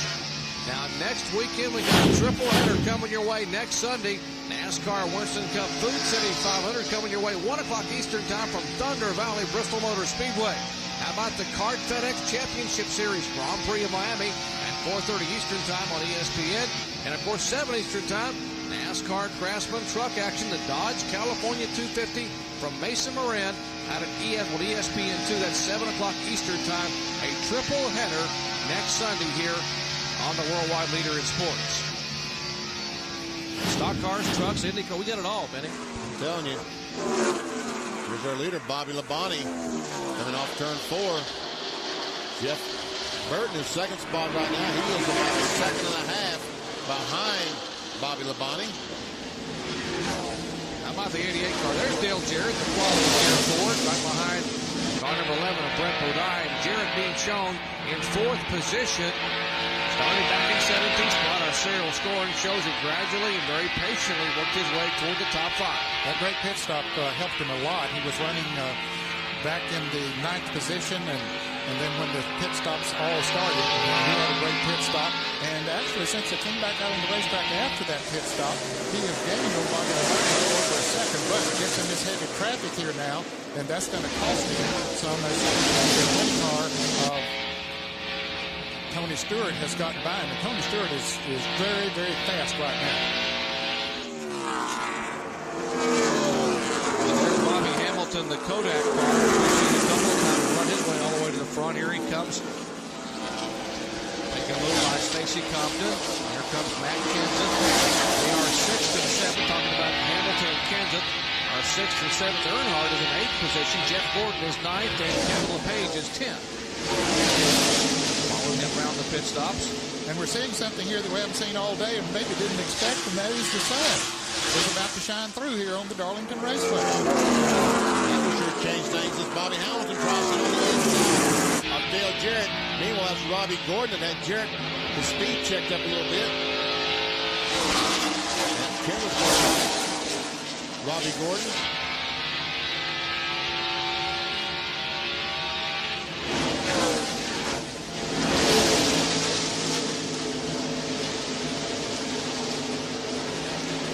Speech next time by and see how much these new tires have helped them.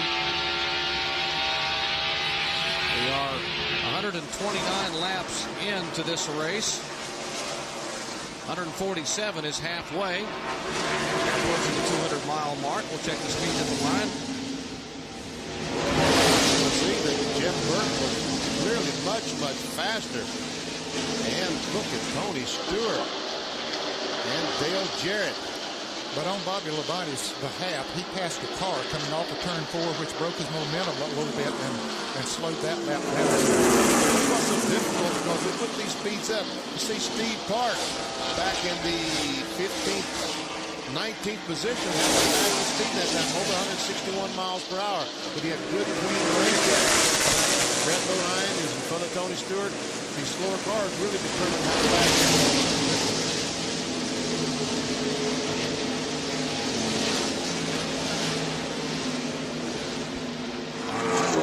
Snapshot for Bobby Hamilton shows that his car is continuing to make its moves back and forth in the field. They're currently in 6th position. He was as high as the leader on lap 36. Far back as 37th on lap 3. When that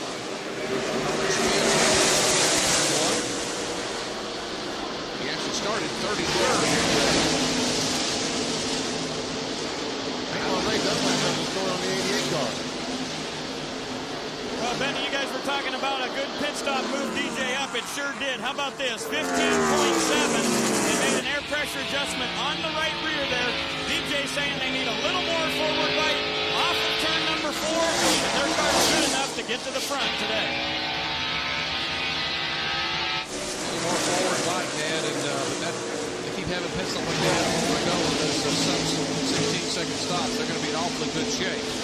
Well, that's when you get under 16 seconds, that is the benchmark, no question about it. And there are a lot of teams down there now that are capable of performing those kind of pit stops. Well, Jarrett had won 2 of the last 3 spring events here in Darlington. Won both in 97 and 98 back-to-back from the pole in 97. Started win here in the spring from the pole and from 3rd starting spot in 98. 64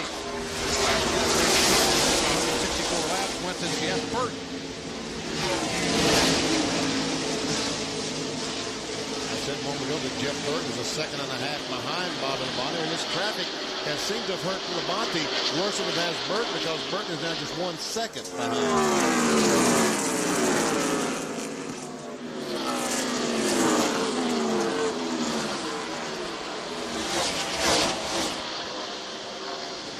Back up at the front of the field, you see there's Bobby Labonte.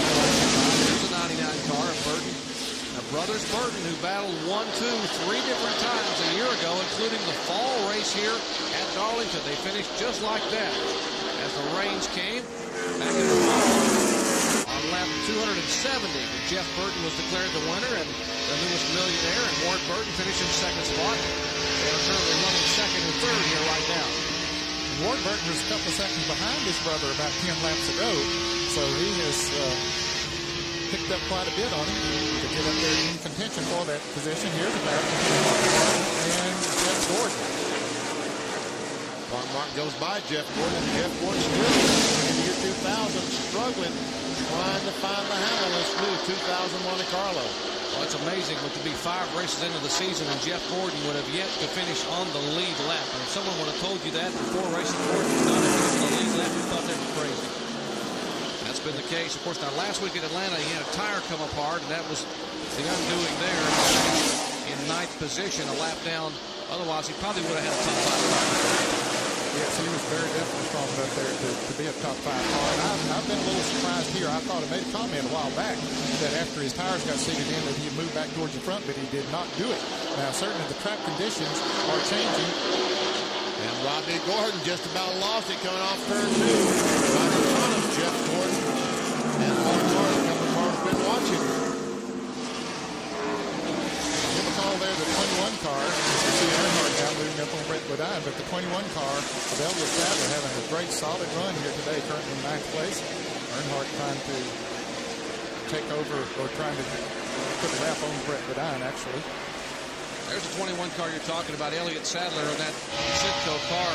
Elliott said, you know, I grew up in Virginia as a huge fan of the Wood Brothers, and when they called me to drive this car, he said, I couldn't have been any more exciting. As you take a look at our Jimmy D telemetry, he said, you think of the guys who have driven this car over the years, the A.J. Foyts, the Yarburghs, the Curtis Turners, the Pearsons, the Dale Jarretts, and the Neil Bonnets, and it goes on and on and on. He said, I would love to give these guys a pole position and maybe even a win. That's how excited he is about driving for the Wood Brothers here in their 50th anniversary year. For more on this team, let's check in with John Kernan.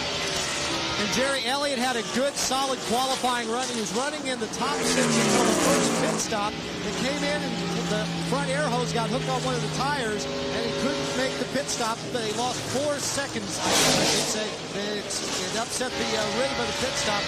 Then lost 4 seconds there, lost 11 spots, dropped him all the way back to 17th. So Elliott has had to fight his way through traffic to get back up near the top 10. Great run here last fall in that same race car. And there's Jeff Gordon, 5-time winner here at Darlington, including 4 consecutive Southern 500. Some people go their entire career to go win a Southern 500, and he won 4 in a row. There's his teammate right behind him.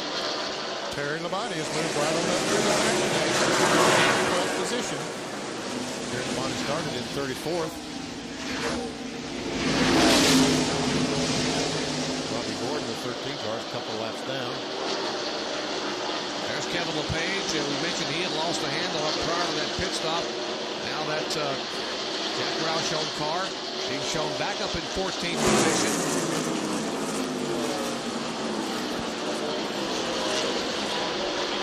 Dave Marcus, the Realtree Chevrolet, drive to 71.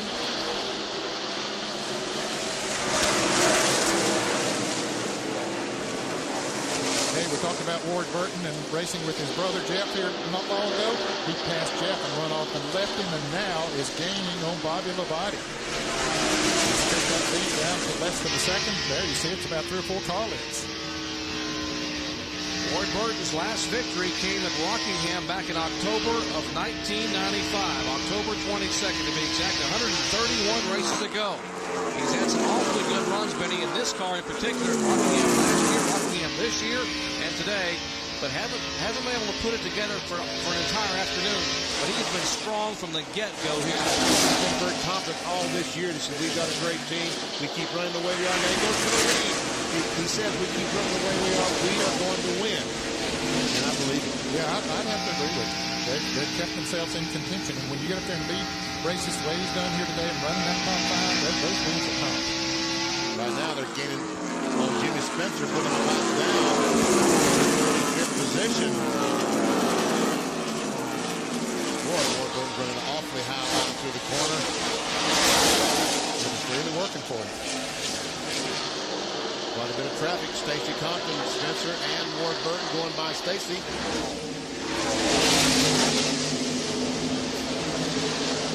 Well, that time by, we were given the halfway signal, 147 laps. Or actually, this time by the halfway signal, 147 laps. This will be an official race, so if the weather were to move in, although we have sun right now and even some blue sky, if the weather were to move in, it would be an official race, and Ward Burton is leading as they come out of turn 4. Our official weatherman, John Kernan, said that it's not going to rain today, so I believe him. We're halfway home. 200 of 400 miles are complete. It is Ward Burton, Bobby Labonte, and Jeff Burton, the top 3. Back with more in just a moment. You're enjoying our ESPN coverage of exciting NASCAR Winston Cup action from the track Too Tough to Tame, being brought to you by the irresistible taste that makes you say, did someone say McDonald's? By Brewery Fresh Budweiser, the official beer of NASCAR. Hey, race fans, this Bud's for you. And by Chase Authentics, the authentic trackside apparel of NASCAR. Back in Darlington Raceway, I'm Jerry Punch along with Benny Parsons, Ned Jarrett, John Kernan, Ray Dunlap, and Bill Weber, bringing you exciting live NASCAR action from the granddaddy of all stock car facilities. This track built back in 1950. Take a look here, courtesy of the fine folks at Pennzoil and our Pennzoil Copter Cam. 1.366 mile egg-shaped oval. Leader Ward Burton, the Caterpillar car. Bobby Labonte, the green Interstate batteries in second spot. As you can see, just 5 or 6 car lengths separating these two. See Kenny Wallace, the 55, the 48 of Ricky Rudd, and Bill Elliott. All these cars about to go a lap down. Yeah, they're running in the Bill Elliott 23rd, Ricky Rudd 22nd, and Kenny Wallace 23rd. Super 8 onboard camera looks back at Ricky Rudd as they all line out trying to pick up the pace, trying to stay in front of the leader.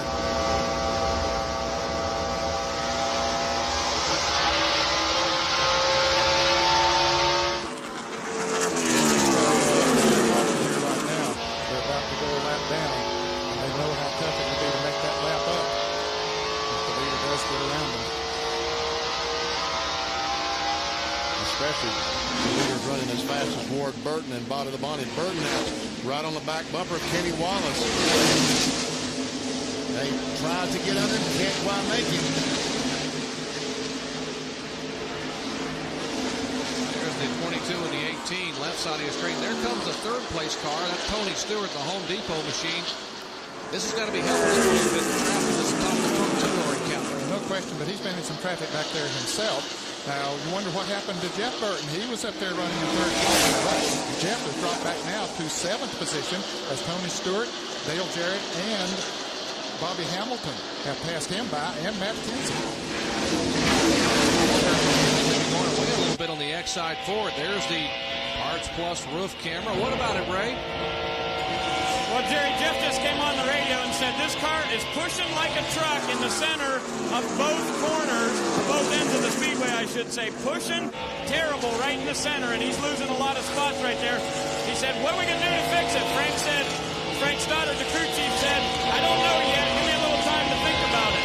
And speaking of radio traffic, DJ just came on the radio a minute ago. Dale Jarrett, who's running in 4th right now, and said by far the very best race car on this track is the 20. Tony Stewart should have him covered when the day's over. He's good. He's moving on up now. He's down to within a little over 2 seconds of the lead. There are the lead 2 cars. The 22 with the big cat on the hood. That's the Caterpillar car.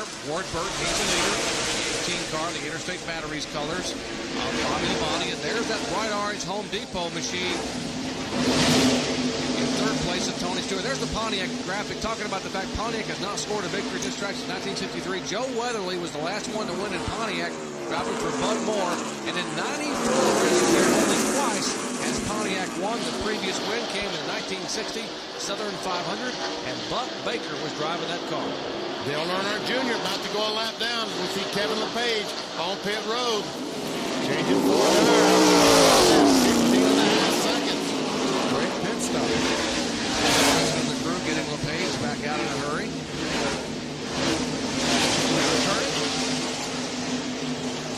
Kevin had been complaining all race that the car was very, very loose, so they made a chassis adjustment there. They made a wedge adjustment in the left rear.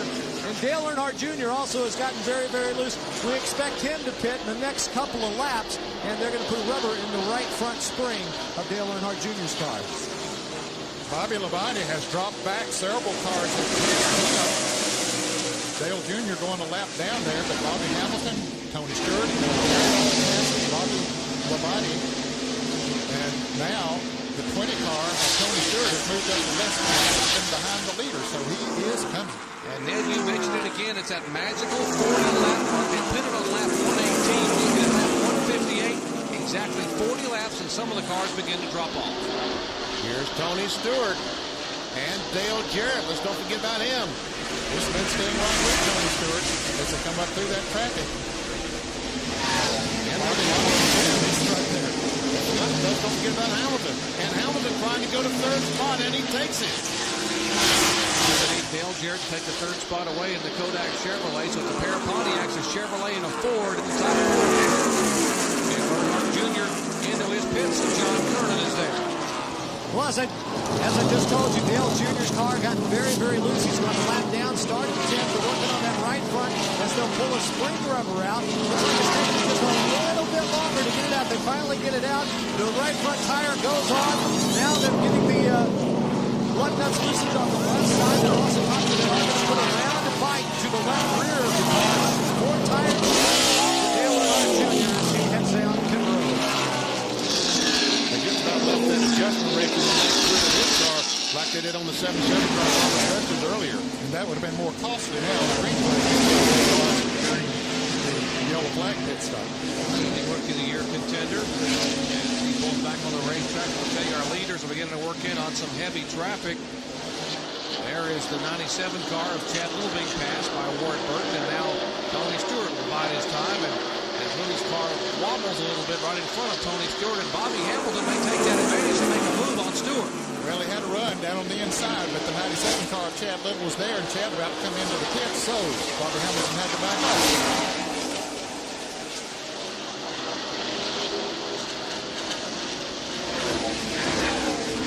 Chad Little in the John Deere car.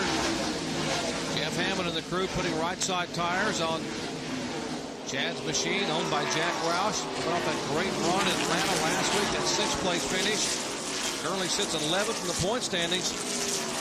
As he's down and away, pretty good pit stop, less than 17 seconds, and he's pitting at the far end of pit road. Now that long 45-mile-an-hour track back onto the racetrack. As he comes down pit road, we see the leaders going by on the racetrack. Still not been able to put a lap on Kenny Wallace in the Square D car. That's Kenny Wallace right directly in front of him. And Bill Elliott. And finally, Kenny Wallace will go a lap down, and he tries to put a lap on Bill Elliott and Kenny and Mike Skinner in the 31. See that broken car coming there, the 16 of Kevin LePage with those fresh tires? He just comes up there and blows off those guys that are out there racing for the lead. Kevin LePage 7 laps ago, those fresh tires make a huge difference. He's pulling right up on the rear bumper now of Ward Burton. He should be getting ready to make a pit stop in the next handful of laps or so.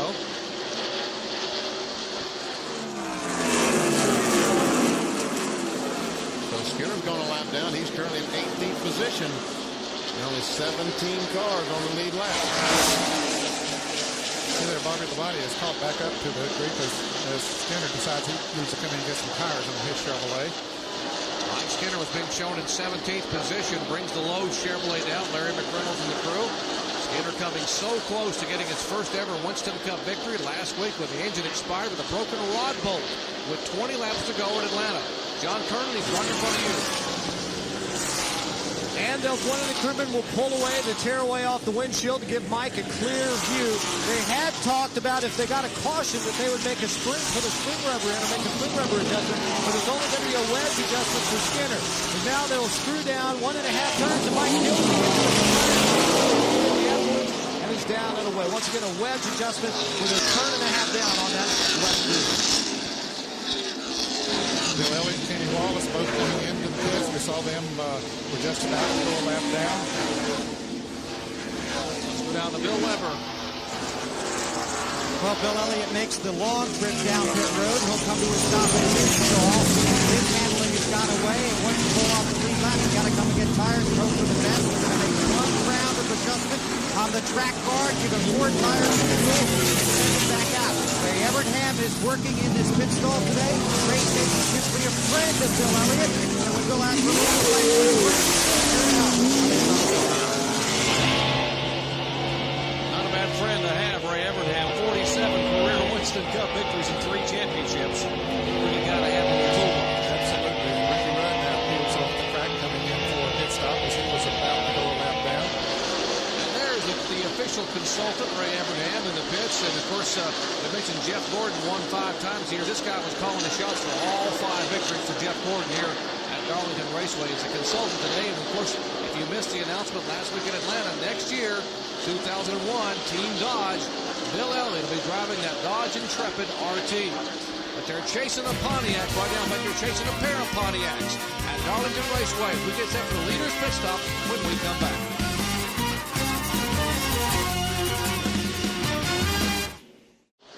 at Darlington Raceway in Darlington, South Carolina. And the Caterpillar colors for Ward Burton. The Bill Davis on Pontiac continue to show the way here as pit stops continue to cycle. And here is the car number 6 for Valvoline Ford. Yesterday's Busch Series winner, Mark Martin, in the pits in front of John Curtin. And it's a 4-tire change for Mark Martin that will also make a wedge adjustment as he's doing that one turn on the right rear, already around to the left side. Look at his first pit stop. Martin started the car, but he hasn't had a problem since. What happens now? Martin down the way, no problems. Mark Martin down and away. 99 car Jeff Burton is on pit road, right? Yes, he is, Jerry, and they went down one round on the track bar, going up a couple of pounds on the right front tire. They're trying to make this car a little bit better for Jeff Burton, who had slid back to 8th position. Bobby Hamilton now in 2nd place as the crew gets up on the wall. They expect him to come in just a few minutes, and 24, Jeff Gordon is now on pit road. Here comes Gordon in, a 3-time Winston Cup champion. DuPont Chevrolet, they've been working day after day on their pit stops. They were pretty good last week in Atlanta with a brand new over-the-wall gang. He's headed to you, Bill Weber. And Jeff Gordon has been loose. They're going to make an air pressure adjustment, and they're also going to make a track bar adjustment here on the DuPont Chevrolet. They take the plastic sheet off the windshield to improve the friction to keep back to it. An extra man over the wall. Gordon adjusts his helmet. Come around to the left side with the left side tires on, making sure they get the grill clean. 15.8, and now Bobby Labonte, who was begging to come down pit road, is on, and he's in his stall. He's getting right side tires here. As for the 18, the 88 is returned to the track. They're going to go down on the track bar. They want to take a rub around on the right rear. Bobby's been bad loose for about the last 15 or 20 laps. 18 is 5. Labonte's got his left side tires. In the 4-car pits, absolutely no chassis adjustment for Bobby Hamilton. He said this car was great, especially with good pit stop going on right now. Left side tires are down and he's away. Dale Earnhardt and Tony Stewart are both on pit road. Earnhardt had to call and tell his crew, I'm saving my tires, that's why we're going back. That was early in the run. He made that up late in the run. He made a track bar adjustment, chassis adjustment for the 3. They went on the left side of Tony Stewart's car. They sent him back out. Front in for the 4. Turn better. Meanwhile, Ward Burton makes his way down pit road. His car's been good most of the day, but now it's gotten looser on this run. Pit stop earlier today for this crew, 15.92 and 17.06. They're going to make an air pressure adjustment. They also take the plastic tearaway off the windshield and make a chassis adjustment as well. Come around to the left side. They'll get right side tires, left side tires, full load of fuel. And then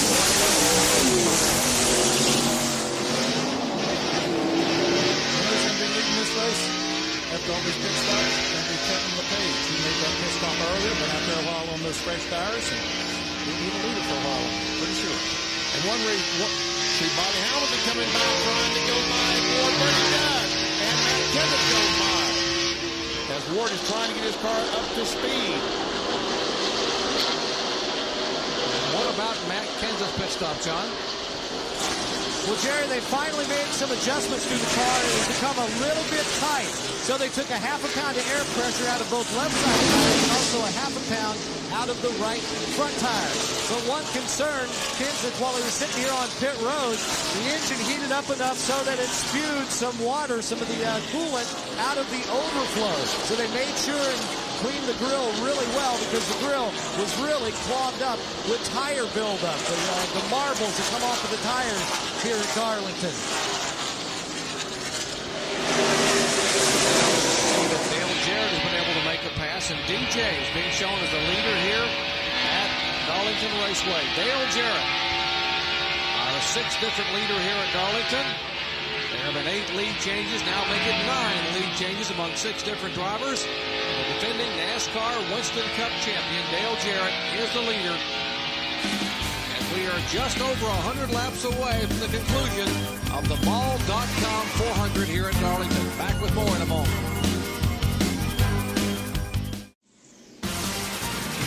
ESPN's coverage of NASCAR action from Darlington Raceway in Darlington, South Carolina.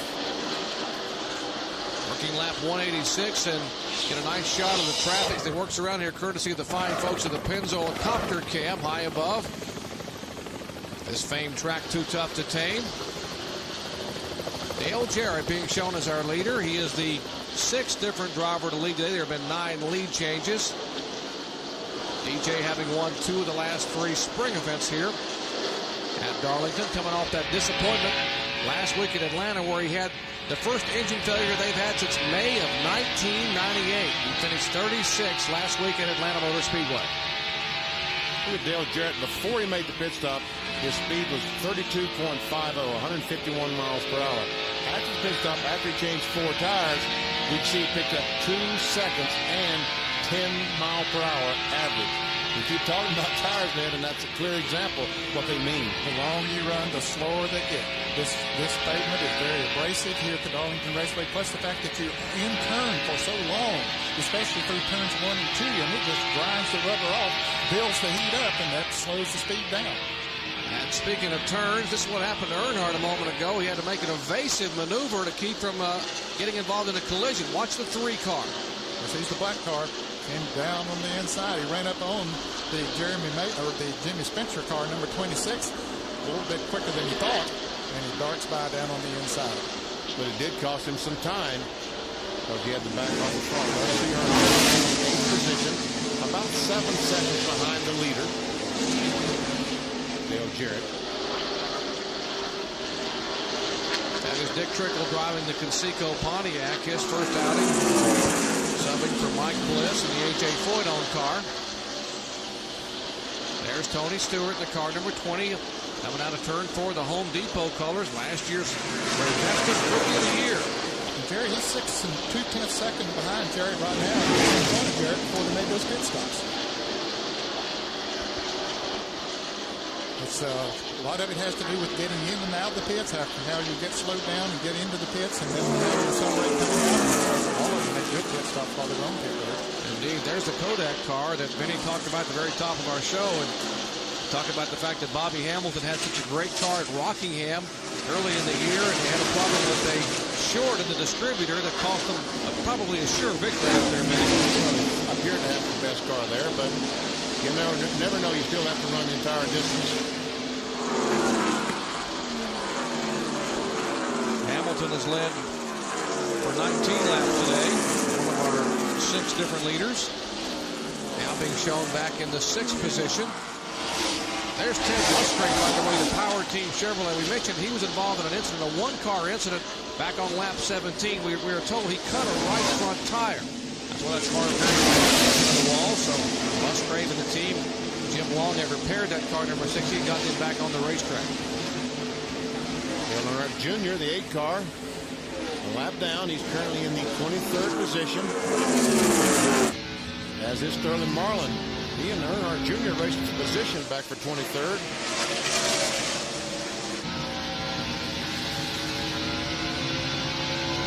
Well, let's check in on the progress of Dale Earnhardt Jr. with John Turner.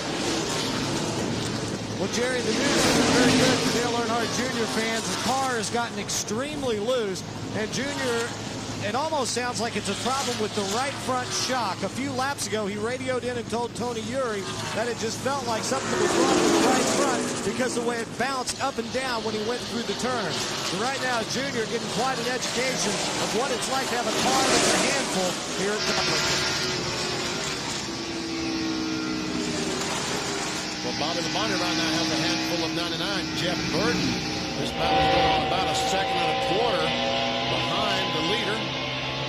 Dale Jarrett on board a Parts Plus camera or Jimmy Dean telemetry will give you a taste of the race and see he's down to 129, 127 miles per hour I saw down in 1 and 3 and 4. Jeff Burton won both events here a year ago. Both were rain shortened. We had a brief shower, but did not create a problem on the racetrack. We were told weather would move in later today, but boy, the clouds have moved out, man. We've got some blue sky. We had some sunshine. Yeah, the good weather has moved in. Not what we expected. Thank goodness for it. Bobby Labonte running in second, Jeff Burton third. DJ's up there in some traffic, and they've caught up to him now, but they got to go through that same traffic. Well, we'll see if Bobby Labonte and Jeff Burton and Matt Kenseth can reel in Dale Jarrett. Jarrett won the season opening Daytona 500, has won 2 of the past 3 spring events here at Darlington. We'll come back and see if he can hang on to the lead in just a moment. Didn't take long today for the action to heat up here at Darlington. Lap 1, contact. Steve Park involved with Sterling Marlin. Joe Nemechek gets involved. Now here, lap 8, contact between Rusty Wallace and Kenny Irwin as Irwin goes headlong into the wall. Half a dozen cars involved there. Then the car number 27 head first into the wall. Lap 55, Jeff Fuller. And a near miss as Kyle Petty gets a little bit of shunt from behind, but everyone makes it through, and Petty makes it to pit road. All that took place in the first 65 laps of the day, and we are just past the 200 lap mark. 201 laps, to be exact, are complete here at Darlington, South Carolina. See, Johnny Benson, the 10 car, the Lycos car, he just passed the leader, Dale Jarrett. That is the leader of the race, the 88 Ford Qualifier. Meanwhile, the battle is going on for second spot between the 18, a couple of Pontiacs, Bobby Labonte and Ward Burton. We got a car into the wall, and that is Earnhardt Jr. in the wall in the backstretch. Very, very hard. His car spun coming off of turn 2, looped around, and tagged the inside wall. So Dale Earnhardt Jr. brings out the 5th caution flag today. Hard impact into the concrete off of turn 2 down the back straightaway.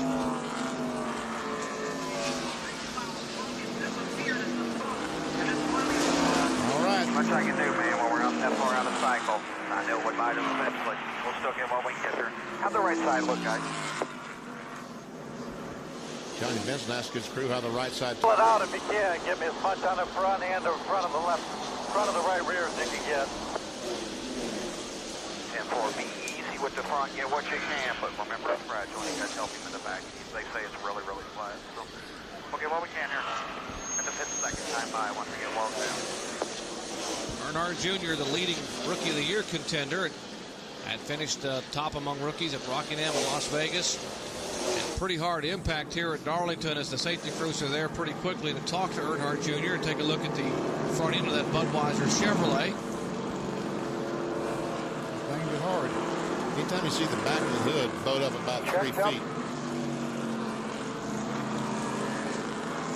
Here again, now coming off turn 2, there's Earnhardt Jr.'s car, just gets sideways. I think it was a little bit low coming off of that corner, and the back end got loose on him, and down to the inside he went.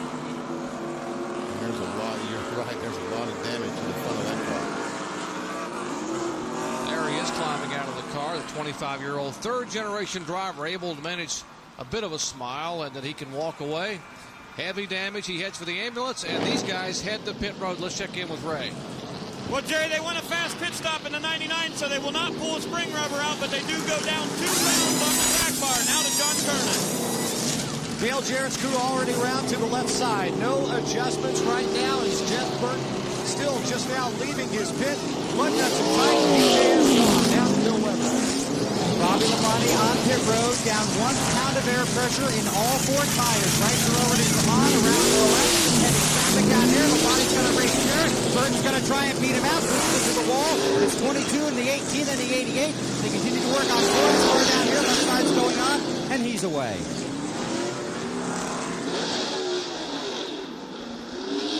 Ward Burton's given a call on that race off pit road. Tommy Baldwin and the crew down there getting that Caterpillar Pontiac. Here's a look at from the Elliott Sadler car. Watch Earnhardt, top of your screen, left side.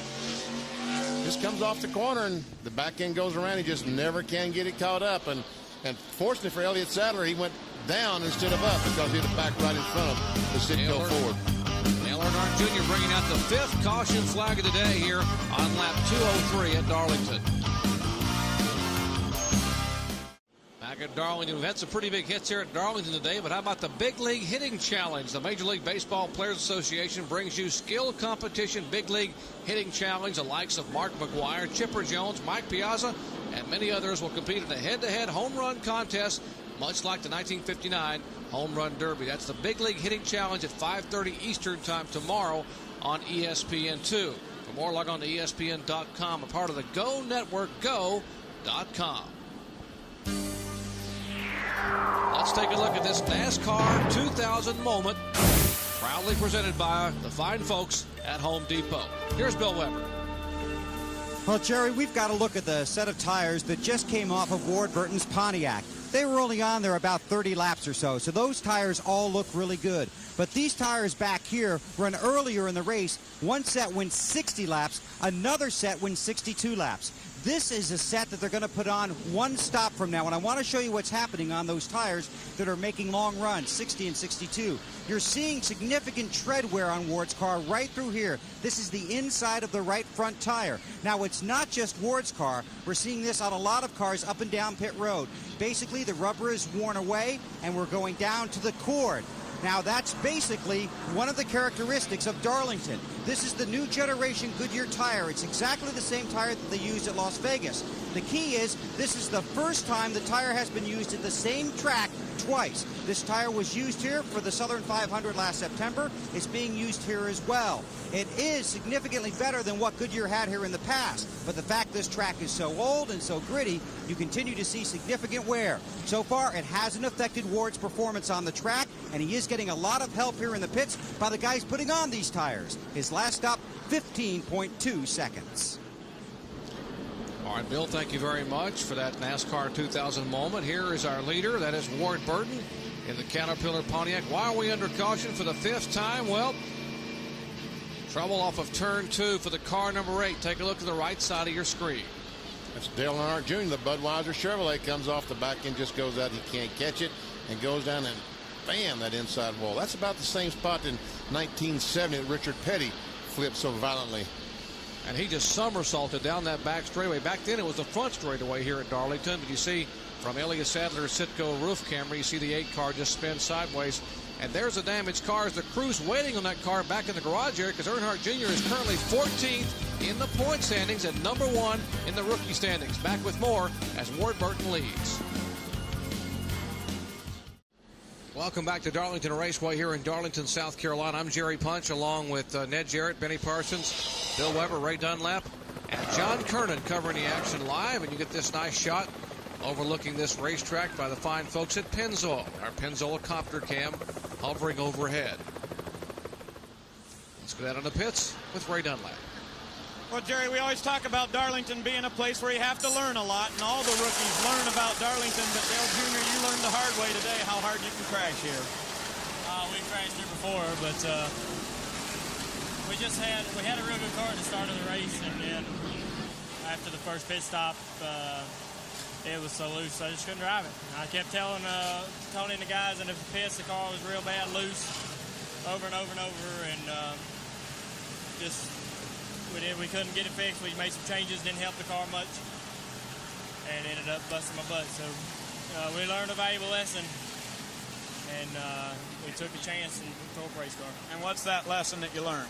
Well, when it ain't running right, you need to get in there and fix it. When it's running as bad as it was, it's terrible. I mean, it's almost embarrassing. The weather was really changing today, too. It would be sunny, then cloudy. Did that have any effect, you think?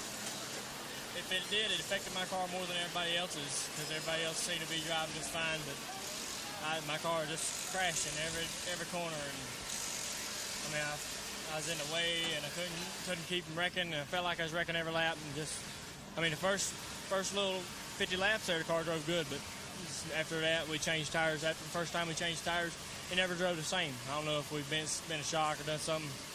I felt like something was broke on it. Maybe a broken axle or torqued the rear end gear or something. Okay. Dale Jr. crashed out here, and the guys are working on this race car, but looks pretty bad. Boy, you can feel the competitive spirit there. A frustrated young man as you take a look at our Napa field summary. Ward Burton, our leader, Bobby Labonte, Dale Jarrett, Matt Kenseth, the other rookie in the top 5. Great run for him today. Jeff Burton in 5th spot. He'll come out of turn 4. That's a top 15. We get set for a restart here, ending caution number 5. And look at the crowd on their feet. They are side by side with a restart here on lap 212, 293. Cars on the left as we go back to the green here. The other two were Steve Park and Chad Little. They're not coming on that page yet. There we go.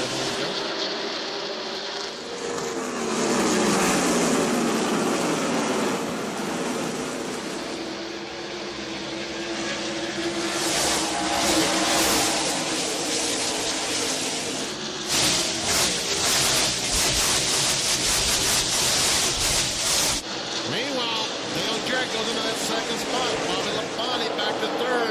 Then Jarrett tries to chase down that other Pontiac of Ward Burton. So it's Pontiac, Ford, and Pontiac in that order. Pontiac's holding two of the top three spots here. Remember, if you just joined us, Pontiac has never won on here. His Pontiac win came here in the Rebel 300 in 1963. A guy by the name of Joe Weatherly. Pretty good chauffeur, I would say. Driving for Bud Moore back then. A great race driver. In fact, I was in that race. Man, that has been a long time. How about Dale Earnhardt, Benny? He's got the handle back on his car. Well, he's in seventh position right now. He's trying to run down Tony Stewart in sixth. But I think right now that Earnhardt learned a very valuable lesson in Rockingham back about a month ago. He's saving that car, trying to save these tires and have something at the end of a 40, 50 lap run. There's a Valvoline Ford for Mark Martin. He's right in front of Bill Elliott. There's Jeff Gordon in the car number 24, just out the right of your screen. There's Rusty Wallace right behind Jeff Gordon. A little bit of a wiggle coming off of turn two. Good break there for these drivers that were more than half lap behind Rusty Wallace, Jeff Gordon, Mark Martin, and those drivers before this caution came out. We had a long green flag run, and they were pretty far behind, but now they're right back in. Goes down in turn one. We'll see he gets up to 178 miles per hour. Hard on the brakes. He just touches his brakes there to keep the car turning. That's a great run on Jeff Gordon. Can he get by? He's trying. Offense and defense there. Terry Labonte is right behind him. Chevrolet doing a good job here today. Right there in front position.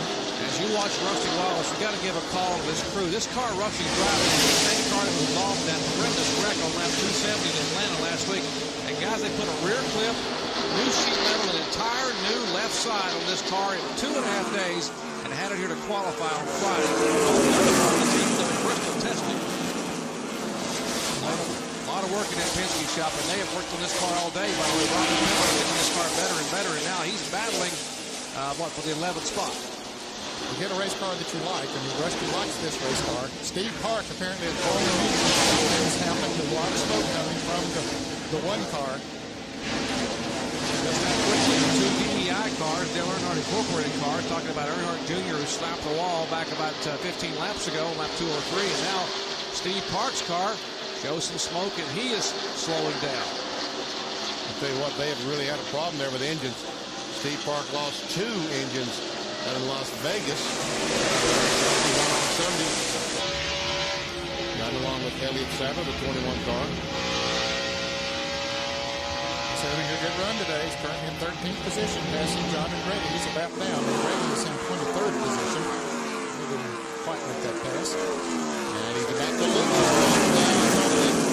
Kevin LePage, the 16 car, was going to try to take that spot away, but couldn't do it. The spot from Elliott Sadler.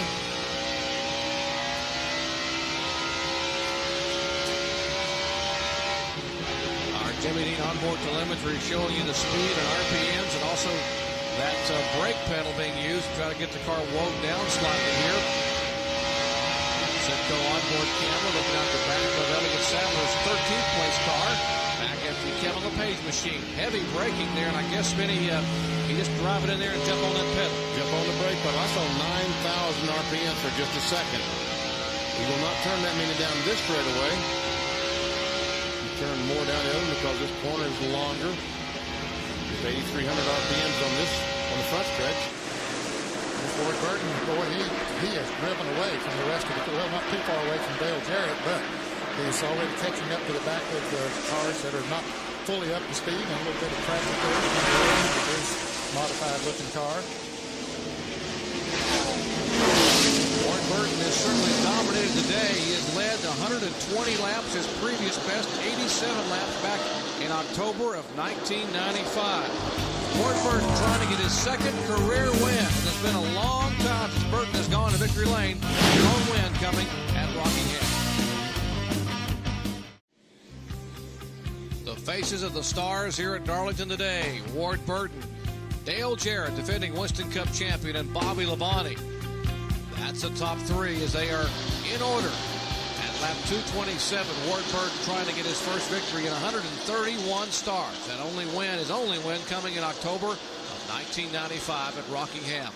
What a day for the Caterpillar Pontiac. He has led 126 laps of 227 that have been completed. And he and Dale Jarrett have pulled away from Bobby Labonte, who was in third. 2.79 seconds they were ahead the last time around. And it looks like these two cars are pretty doggone evenly matched. Talking about the 22 and 88. There's Bobby Labonte, as Ned talked about. There goes Earnhardt by. Tony Stewart currently in 7th. Bobby Hamilton in 8th.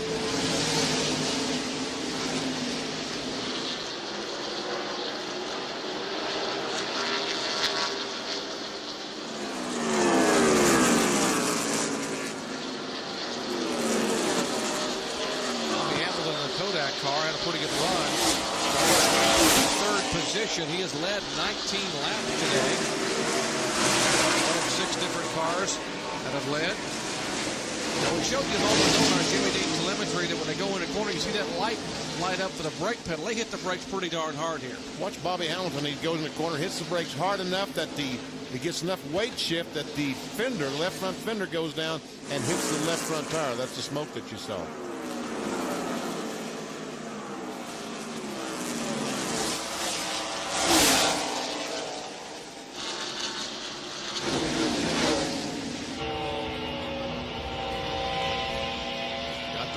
Plus roof camera riding along with Jeff Burton as we will watch him use the brake pedal and watch his speed escalate and decline as he head down into turn 3. Watch that brake light lower left of your screen come up. 8,700 RPMs. And this is the slower corner, about 20 miles per hour slower than the other. And we'll watch and see how many RPMs he turns down this straightaway. About 8,500 RPMs. So. On the gas hard. Now turn left. Have to back off the gas. You have to back off just a little bit to get the car turned. Turn off turn 2. All right along with the Coors Light roof camera for Sterling Marlin. See how he compares to Jeff Burton. See right away he's turning a lot more RPMs. He's got more gear in the back than Jeff Burton has. Comes down front straight away.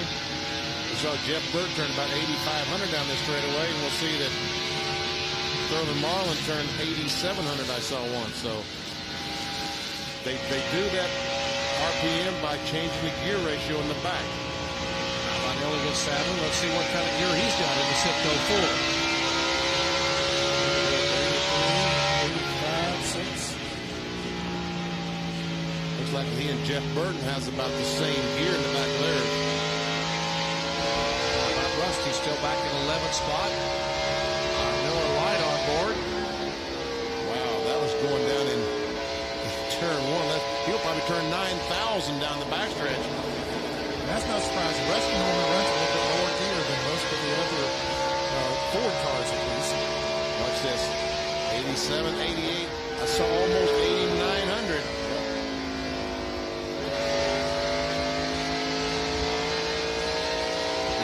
Ratio to get these cars off the corner, get them that torque off the corner to start them down the straightaway.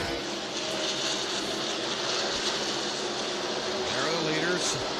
Ward Burton left side of your screen. Dale Jarrett, Quality Care Ford Burton has clinched the 5 bonus points, leading the most laps, and of course leads the Gatorade front runner. $10,000 going to the driver who leads the most laps. Ward Burton here today. Yeah, I agree. There's not much difference in these two cars. I mean, one lap one will run just a fraction of a second faster than the other one. Next lap, the other one will pick it up. But right now, we're picked up a good bit on turn 4, turn 2. I don't know if DJ had to back off a little bit there or not, but he He was 52 hundredths of a second when he came by the last time. He's going to be a little bit more than that when he comes by this time. We'll check it out as he comes across the start-finish line. And it's 67 hundredths of a second. So Napa Field Summary showing you where the Fords are running with Jarrett, Canton, the two top Fords. There's Kenseth right there in the car number 17 running in fourth position. Great run for the rookie. Coming up on Bobby Labonte, who's running in third, and Bobby's dropped back over for second. He's the leader.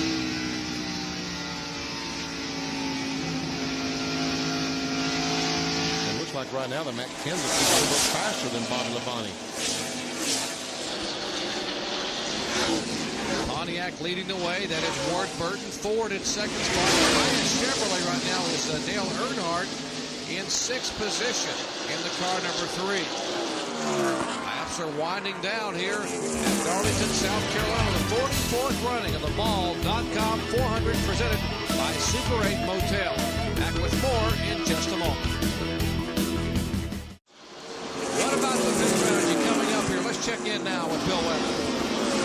Well, Jerry, this segment of the race went green with just over 80 laps to go when there was significant discussion between crew chiefs and driver as to how that was going to play out.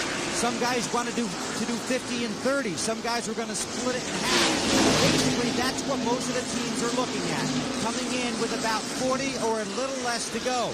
But basically, all the strategy is going to go out the window because when the first of the leaders comes in, the rest of the guys are going to have to follow. But remember, this is a very long pit road. If someone does pit under green and the caution comes out, that will kill them. John Kernan. Dale Jarrett has just radioed in and told Todd Parrott, his crew chief, that his car was pretty good, except that it's tight in the middle of the turn and a little bit loose off. We're still waiting to see if they're going to split the difference with about a 40 and a 40 lap second, but we'll have to just wait and see because oftentimes it's monkey see, monkey do. Dale Earnhardt is really on the move, guys. He has caught Bobby Labonte about to take away in the fourth position, does it with ease. He can gain about 3 to 4 tenths of a second a lap on the leader. Take a look at our Nation's Rent on-track interval for Earnhardt, and exactly right, and he is reeling them in. 4.7 seconds. Reminiscent of him in the late laps at Atlanta last week. Takes the Chevrolet a little bit to come in, but when he gets to going, he takes off. Look, he's coming up on Matt Kenseth there now. He's running third. Matt's 4 1/4 seconds behind Ward Burton. Dale Earnhardt learned a great deal about what to do with tire management at Rockingham. We almost won the race about a month ago. He found that if you just back off a little bit, don't run too hard early on, you'll have something at the end. Let's check in with Bill Weber. I can't add to that because that's exactly what I was going to point out that their strategy was, and they've talked about it on the radio, as we mentioned earlier. Earnhardt is, I don't want to call it laying back, but rolling out of the throttle early in the run, so he is stronger. Earlier in this race, we saw him make up 3 seconds in the run. Now, once again, coming to the front, and he knows he has another set of tires coming for the end of this race. In victory lane at Rockingham, Bobby Labonte credited Dale Earnhardt with giving him some very valuable advice for just that. Bide your time, be patient, and save those tires. And Bobby Labonte, that's what helped him win this race today, right in front of Dale Earnhardt. That's what Earnhardt is doing right now with the final pit stop probably coming sometime in the next 10 to 15 laps. That's a battle for third spot right there between Matt Kenseth and Dale Earnhardt. And Earnhardt right now is only 4 seconds behind the leader, Ward Burton. We saw him just a moment ago, 4.7, it's now 4 seconds. All right, Rusty Wallace is making his pit stop a little bit early here. Middle line Ford coming in for what should be his last pit stop. Just 43 laps to go from now to the checkered flag. Robin Pemberton comes across the wall with the crew. John? And Rusty Wallace is in for his final stop. They'll make a wedge adjustment in the left rear, 1 turn down. And Earnhardt gets by Matt Kenseth to take over the 4th spot. Rusty now getting the left sides tight, and he is down and away. Earnhardt now in 3rd position, so it is Ward Burton, Jarrett Earnhardt, and Kenseth in that order. But now Earnhardt is only 3 seconds behind the leader, Ward Burton. And about 10 or 12 laps ago, he was 6 seconds behind. DJ moving a little bit now on Ward Burton. This is closest he's been to him since the restart.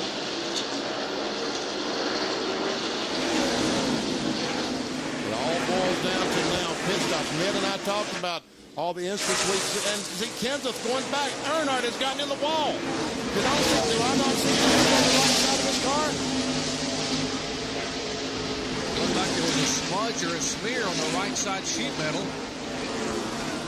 Jeff Gordon coming into the pits now. Pitting a little bit early, short pitting, and that's not bad strategy. And here comes Ward Burton, his final pit stop of the day. He has dominated the afternoon.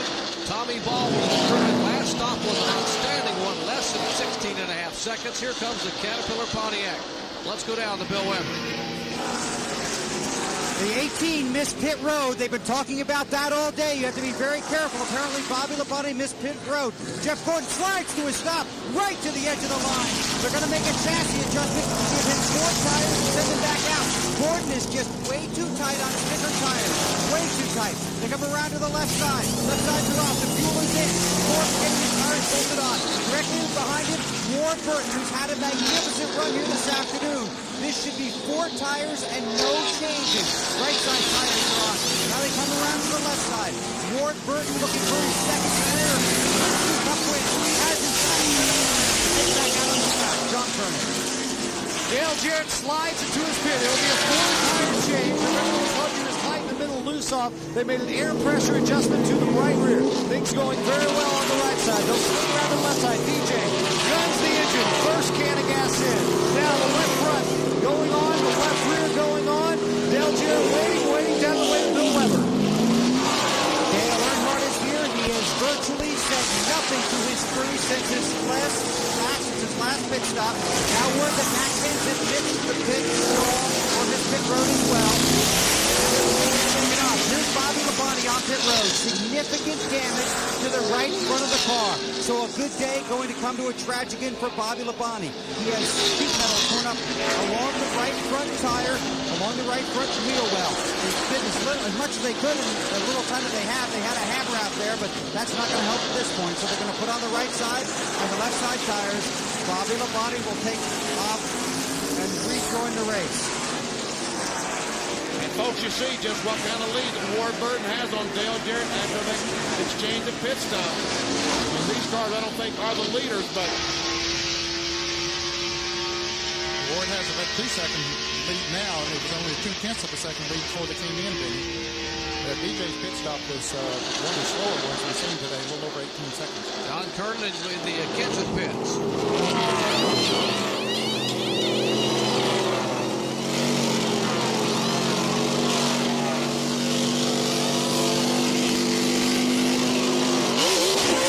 Back in the 4-tire change, no adjustments, he's down to 1.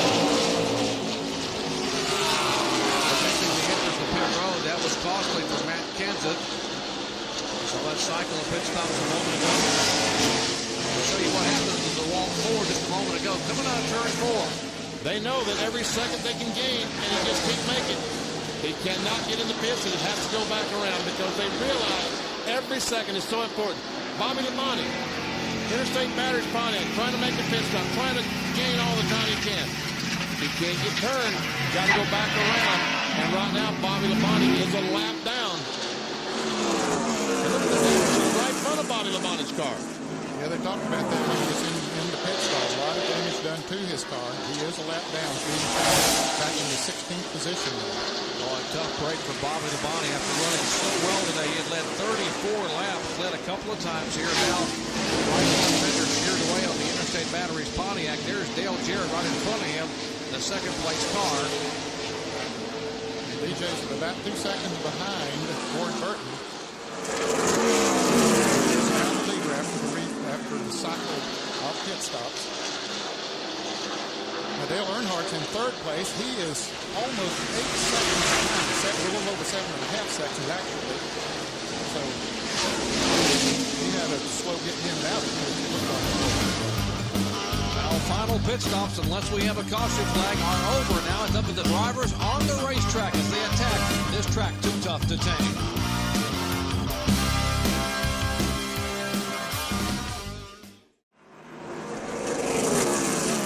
Welcome back to Darlington Raceway in Darlington, South Carolina. Less than 30 laps remain. And the Caterpillar Pontiac of Ward Burton is the leader. Dale Jarrett in second spot. 3-car Earnhardt almost there now. Moments ago, here's the Interstate Batteries Circuit City roof camera for Bobby Labonte, who had a great race car. The right front damage. Let's show you what happened. He's trying to make a pit stop, Bobby Labonte, and he missed pit road as he starts in. He slows down to go into pits. Turns left. He's supposed to be below that yellow line, but all of a sudden he realizes he can't make it. He slams on the brakes to try to get stalled, but now when he takes off, when he slammed on the brakes, he slid the right front tire, and it caused it to go flat. See, the tire is flat. We can see the damage to the hood already, but about halfway down the backstretch, the cap is going to come off the tire, and that's going to do the damage that you see to the right front fender. About right there, we see the tire start, and there the cap comes off of it. Let's go down to his pits of Bill Weber. That's how it happened. Here's the aftermath. This is the left front tire. You can see here where he's worn the tread away, but let's take a look at the big damage. This is the right front tire.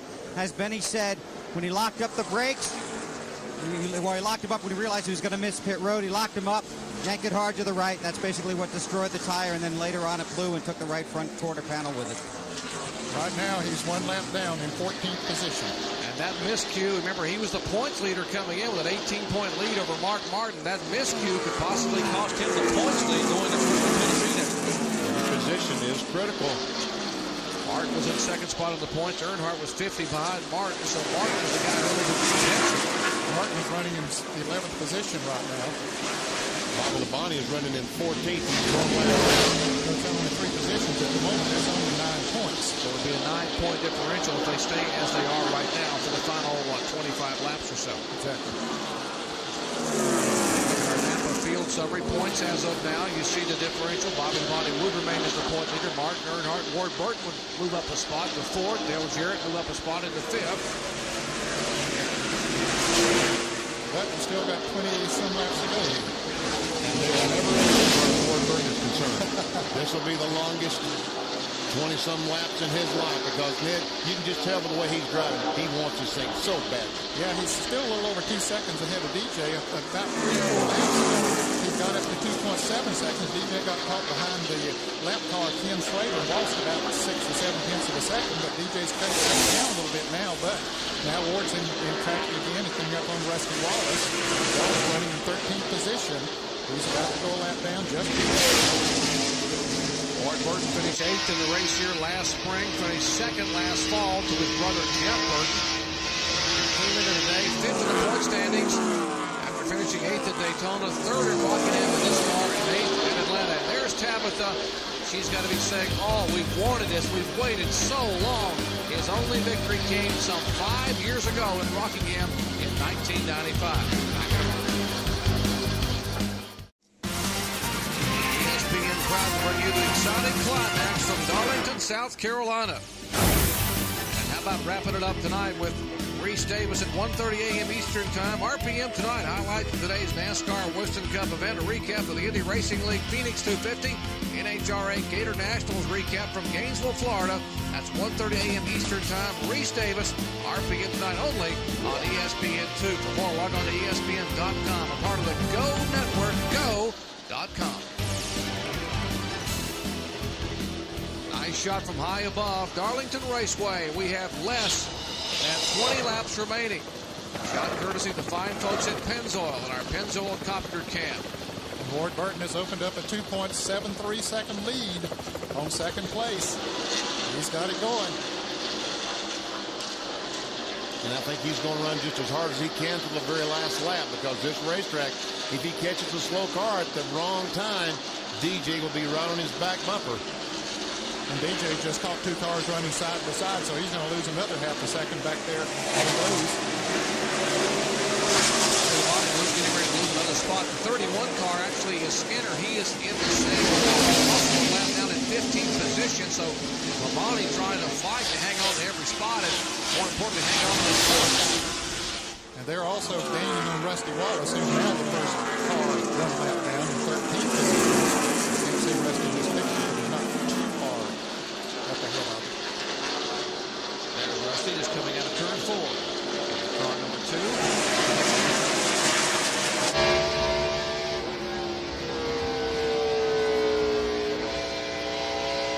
Well, you're right, Ned, that when DJ ran across those two cars running side by side, he lost almost a second. He's now 3.5 seconds behind Ward Burton.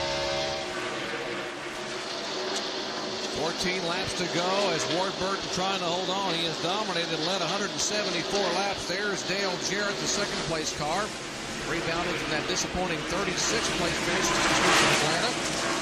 Lone engine in Atlanta for the first time since May of 1998 for Robert Yates Racing. His first DNF since February of last year when he didn't finish at Daytona. A 37th place finish down in the Daytona 500 of 1999.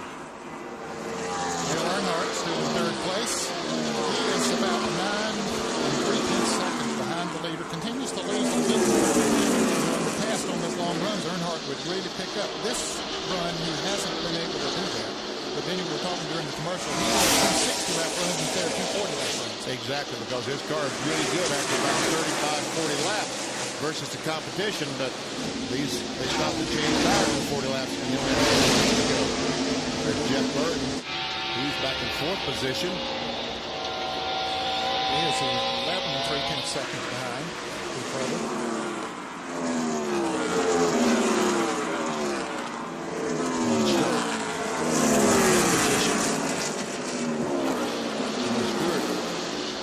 Probably about 15 seconds behind the leader.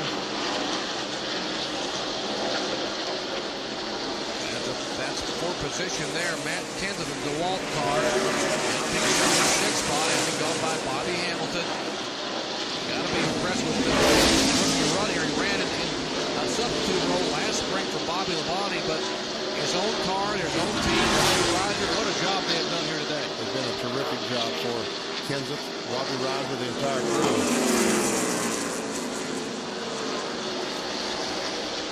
And Matt Kenseth said earlier that he liked this racetrack, and I said, well, he's a rookie, he'll learn better. But really, truly, when you go to the racetrack, you need to really look forward to going to that racetrack and feel like you're going to be well, and the racetrack is going to be kind to you. Otherwise, you just don't have a chance. Pole winner Jeff Gordon being shown back in 8th position on the lead lap. 1.5 seconds behind. 6 seconds behind Jeff Gordon is the car that's started on the outside front row right beside him, Kevin LePage. FamilyFlip.com Ford. There's the purple and white car number 16. They are battling for position. LePage in the 16 and the 6th car of Mark Martin. That would be 4 more points if Martin can get around Kevin LePage. Make the points awfully close if he picks up that position. And making a bid. Right on the inside.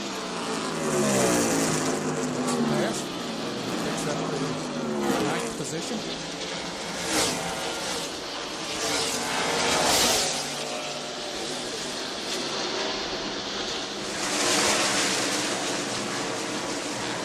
Spot would be Terry Labonte, Texas Terry. There he is.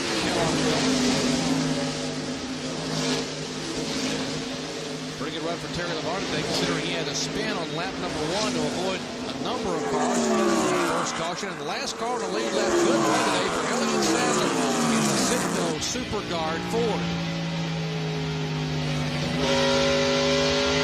This thing is winding down. 7 laps to go, but Ward Burton had a 3.5 second lead. It's now down to about 2 3/4. Let's just see what's going on if DJ is gaining. You see the on-track interval, the Nations ran on track. From 3.5 down to 2.8. That last lap, DJ ran 156.2. Ward ran 155.2.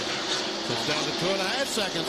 Mile per hour difference. And Dale, there's Dale Jarrett, and he is making a move. You can visibly now see him closing on the racetrack with 5.5 laps to go. Well, his crew's got to be telling him, hey, you're picking up. But I got a feeling that Ward Burton is just really taking it easy right now, not pushing that thing to the limit because he knows how easy you can get in trouble on this racetrack. And I believe that he's cooling it right now. Well, that time by, he's another 10th of a second. But with 5 laps to go, he's got to start picking up 3 or 4 tenths of a lap. There's Bill Elliott right behind Ward Burton, and there's Dale Jarrett now in the same picture. Last time by, Jarrett still faster. 155.9 for Jarrett, 155.3 for Ward Burton. handful of laps to go for Ward Burton. 132 races since he has gone to victory lane. Car owners Bill and Gail Davis, two of the most likable people in the Winston Cup garage. This would be a very popular win among other owners and competitors. If they can't win it, they wouldn't mind seeing Bill and Gail Davis get a victory. They have certainly paid their dues. No question about that. They're fine people and have been good for this sport. Ward Burton certainly has done his part in driving. Battle for fourth spot, Vinny. Tony Stewart takes it away, moves into fourth.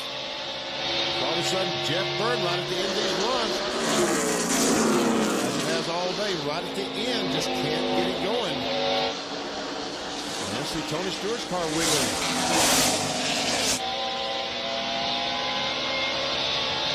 Meanwhile, Dale Jarrett now 2 seconds behind Ward Burton. There's Burton. He'll get 2 to go this time by. They're in turn 4. There's Jarrett riding up against the wall. Jarrett won 2 of the last 3 times they've run here in the spring.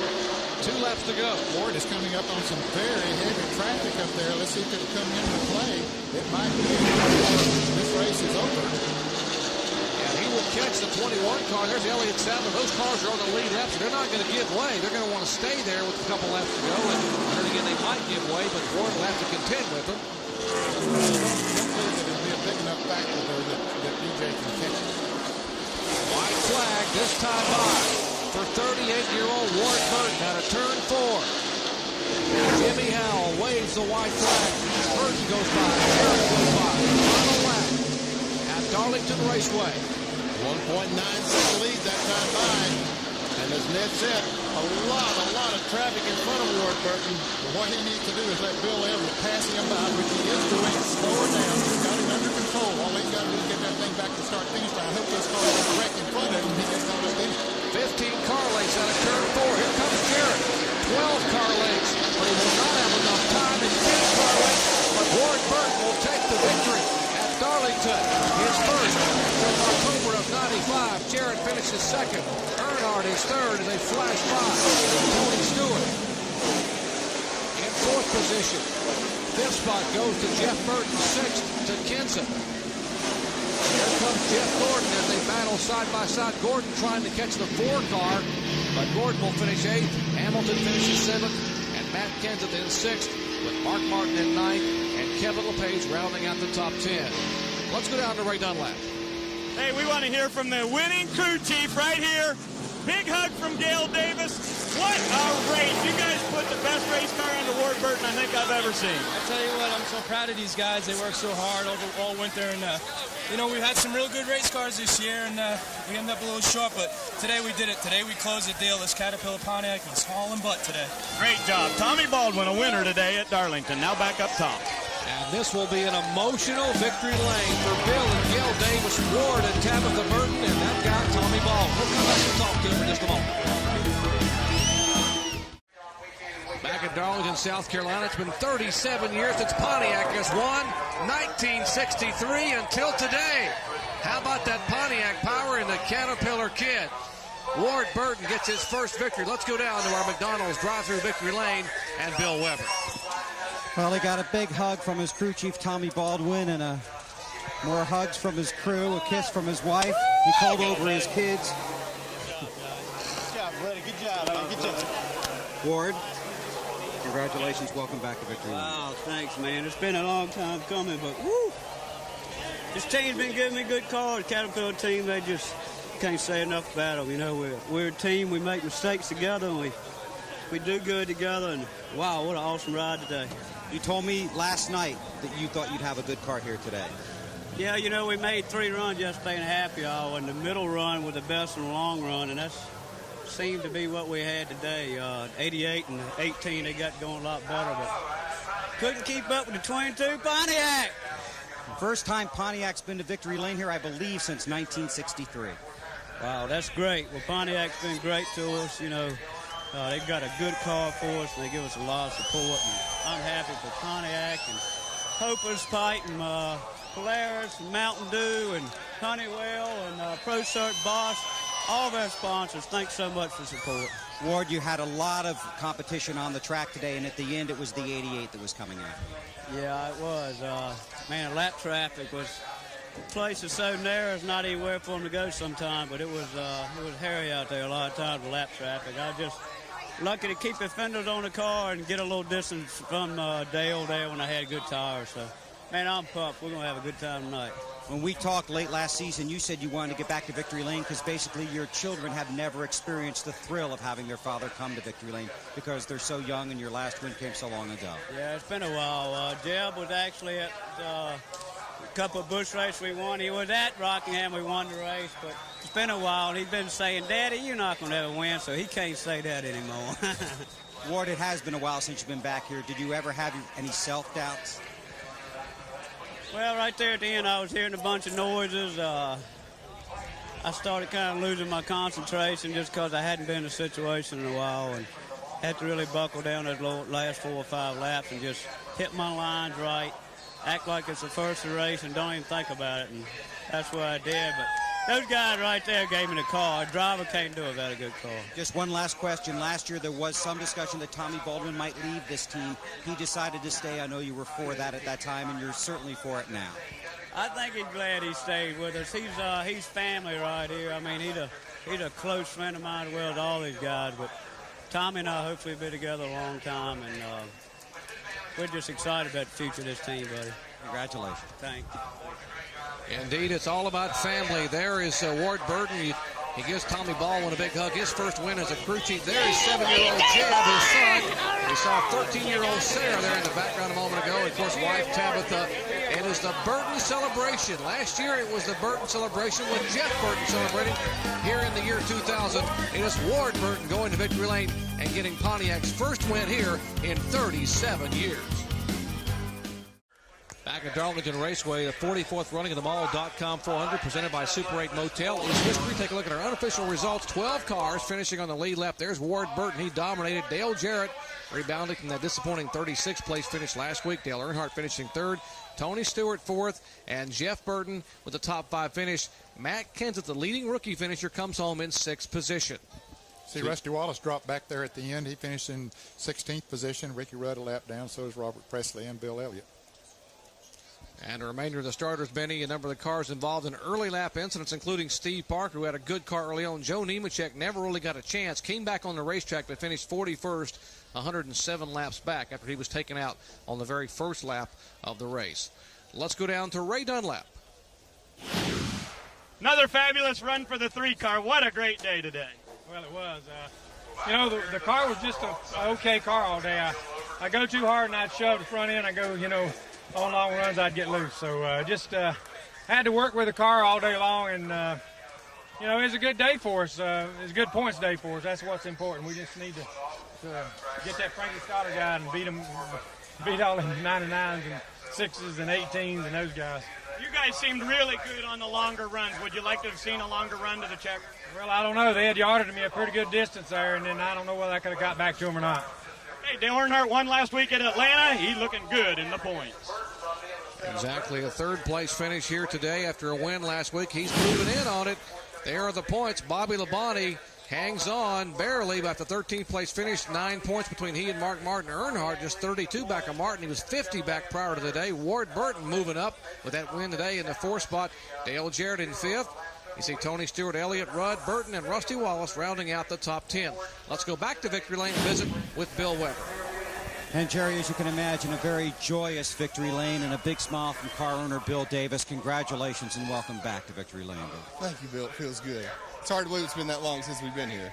But you've never given up. It's been a lot of hard work, and today, the beginning of those rewards. I think so. This team has really, really come a long way down through the years.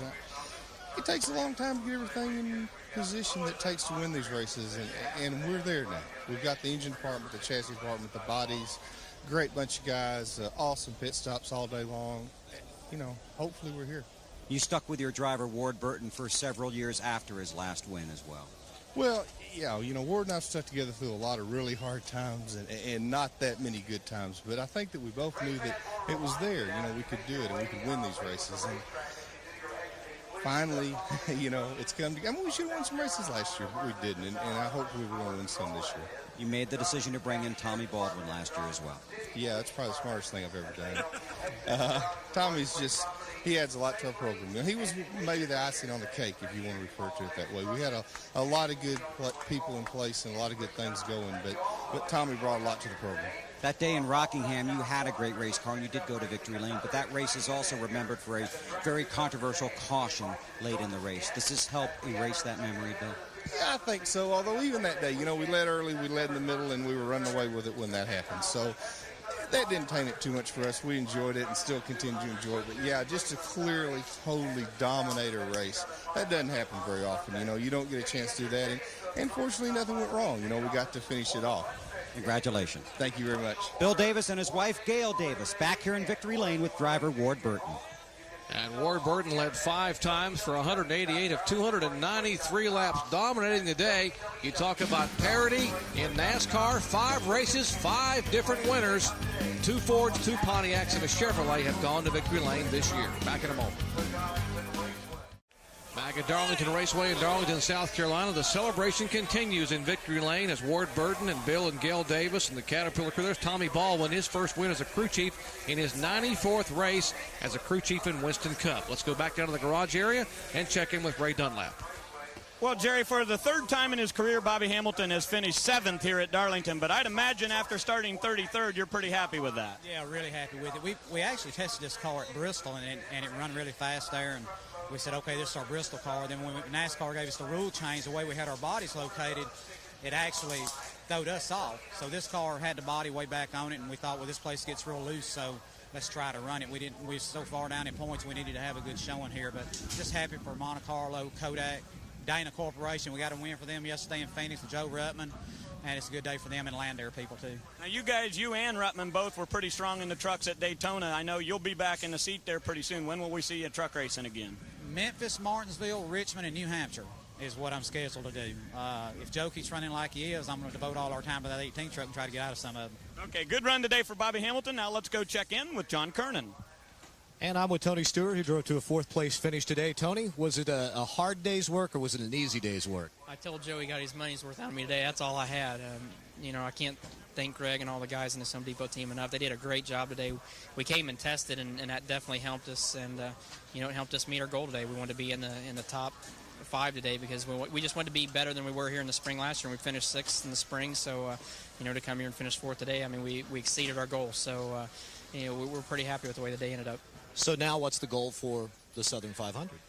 Be better than we were when we were here for the Southern 500 last year. Just everywhere we go this year, we want to be just want to finish a little better than what we did, you know, the previous year. And if we can do that, we feel like that we're making our whole program better. And you know, so far we're doing a pretty good job of meeting those goals. You know, last week was a hard one at Atlanta to come back from, but to come back with a 4th place finish this week, it's a real momentum builder for the team. We didn't get a chance to talk to you after the race, the hard hit you took at Atlanta last week because you were in the infield care center. Did it take a couple of days for the cobwebs to get out of the head? I had a pretty bad headache for the first day and a half, but by noon on Monday, I was bored of sitting in bed like the doctor told me, and I got up and, you know, I'm moving into a new house, so I started packing boxes. But it was one of those weeks that you just kind of felt like you'd been on vacation for a week and had overdone it. So we pretty much took it easy the rest of the week. You also got a souvenir from today's race, is that right? Well, you know, this is my 21st year in racing, and, you know, I feel like this is where I'm going to retire one day, and I just thought it would be a really neat deal to start trading helmets with my competitors, and, you know, Earnhardt was the first one today, and, you know, we swapped helmets, and hopefully before it's all said and done, I'll have one of everybody's helmets that I race with. That's just something that's kind of a personal trophy for me, and like I said, I got a new house, I got a neat trophy room I'm going to build, so it was neat. I mean, it's just nice to have a piece of something that of everybody that you ran with. Everybody's such a family here that it's just something I thought would be pretty neat at the house. Tony Stewart, not only a great race car driver, but also a great racing fan. Back upstairs. Well, and he said it right. It's all about family. These guys really enjoy being with each other, and they fight fiercely on the racetrack. Speaking of fierce fights, how about going back to Thunder Valley, where they might throw a helmet in the window if you're not careful up there? It gets exciting in a hurry on the high-banked half-mile in Bristol, Tennessee. Triple header next Sunday, 1 o'clock Eastern Time. Rusty Wallace, the defending winner of the Food City 500. How about the Grand Prix of Miami at 4:30 Eastern Time on ESPN? Card FedEx Championship Series action. And we'll bring it down at 7 o'clock Eastern Time with NASCAR Craftsman Truck Series action the Dodge California 250 on ESPN2. That's all next Sunday, triple-header action. Back with more in a moment. Back at Darlington Raceway in Darlington, South Carolina. Great crowd on hand, and what a race they enjoyed. Great afternoon for Ward Burton. Good run for a lot of drivers. These beautiful shots high atop Darlington, courtesy of the fine folks at Pennzoil in our Pennzoil Copter Cam. Let's go down to Ray Dunlap in the garage area with Jeff Gordon. Well, Gordon was the pole setter. Pretty good day today. I know not a win, which would have been a lot better, but you guys learned a lot today, didn't you? Yeah, we sure did. A good, solid day for us. Awesome job in the pits. Man, these guys are killer in the pits today. And we led some, and, we faded there a little bit. I tell you, I think it was as much me as it was the car. I think the car was pretty good, but those guys were running so hard on new tires that I just knew they were going to burn their stuff up and fade back to us, and they didn't.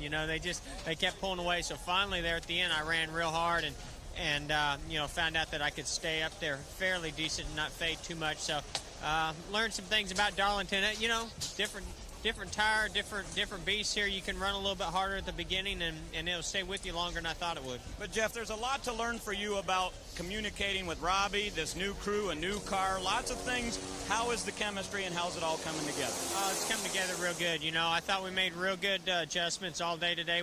I kept saying it was loose. We finally tightened it up too much and went too far. So, we're going through all those little trial and error things that you got to go through. But real happy with him, real happy with Brian Watts with the way he's running this team and all the calls that Robbie's making, the cars we're bringing, and, we're just going to keep working and getting better each and every weekend. Okay, Jeff Gordon makes a move in the points. He came in here 17th. I believe he's unofficially 13th in the points now. We want to hear from the guy that's in second place, and I believe he is with John Kernan.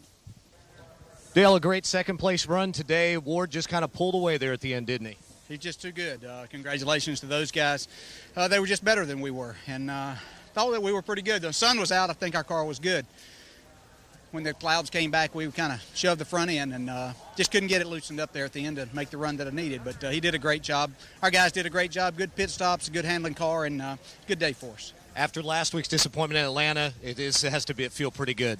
Oh, yeah. You don't worry too much about those disappointments, as long as they don't come too often. But you know that all you got to do is wait a few days, and we'll be back racing again. So be looking forward to going to Bristol next week.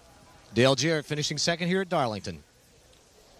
All right, great run by Dale Jarrett. Ward Burton talking to the media, and you see his wife Tabitha there in the background. She's smiling. She's got to know they have waited and waited, and they knew this day was coming. Her husband is another star in Winston Cup. Back at Darlington Raceway in Darlington, South Carolina. Photos continue in Victory Lane. The Caterpillar team, Ward Burton, they just plowed their way right through the field and dominated the afternoon, leading 5 times for 188 out of 293 laps, picking up his second ever victory in NASCAR Winston Cup. I tell you, this was a big victory in a lot of ways. Not only the first one in a long, long time, but I think that this will put the team on the winner's circle plan, which is worth a lot of money. And, of course, it puts him into Winston, and a lot of good things because of this win. And this hat-taking procedure will go on for about the next hour. Look at Jeb there fixing his dad's hat. They give a big cheer to the photographers there. It's Jeb sitting on his dad's lap. And change hats. Change hats. I will be able to change gears a little bit here tonight at 1:30 a.m. Eastern Time with RPM tonight. You'll have Reese Davis bringing you up to date on highlights of today's Winston Cup Mall.com 400. A recap of the Indy Racing League action, the Phoenix 250, and NHRA Gator Nationals recap from Gainesville, Florida. That's 1:30 a.m. Eastern Time, 10:30 Pacific tonight. Or log on to ESPN.com, a part of the Go Network, go.com. Take a look at our results unofficially now. 12 drivers finishing on the lead lap, and Bobby Labonte came in as the points leader today with 18-point lead over Mark Martin, and he finishes a lap down in 13th position. Our pole sitter Jeff Gordon in 8th, outside pole sitter Kevin LePage in 10th, and we look at 16 through 30. So Rusty Wallace there heads up this page, and Rick Mask down at the bottom of this page was 5 laps down, but in 30th position, kept going. Pretty good run for Kenny Schrader, considering he's involved in an incident. He only finished 2 laps down in 22nd spot, so good comeback for Schrader. See Kenny Wallace out. Jeremy Mayfield having his trouble being involved in an early lap incident. He was one of the favorites prior to today and had that problem early on. How about our points headed to Bristol, Tennessee? Well, Bobby Labonte hangs on to a 9-point advantage over Mark Martin. Dale Earnhardt has gained 18 points. He's now just 32 back in third spot. Ward Burton is fourth. Dale Jarrett fifth. How about Tony Stewart's good run today? He's sixth place. Bill Elliott, Ricky Rudd, Jeff Burton, and Rusty Wallace rounding out the top 10. The celebration continues in Victory Lane at Darlington Raceway. The hugs all around for Ward Burton. We'll be right back.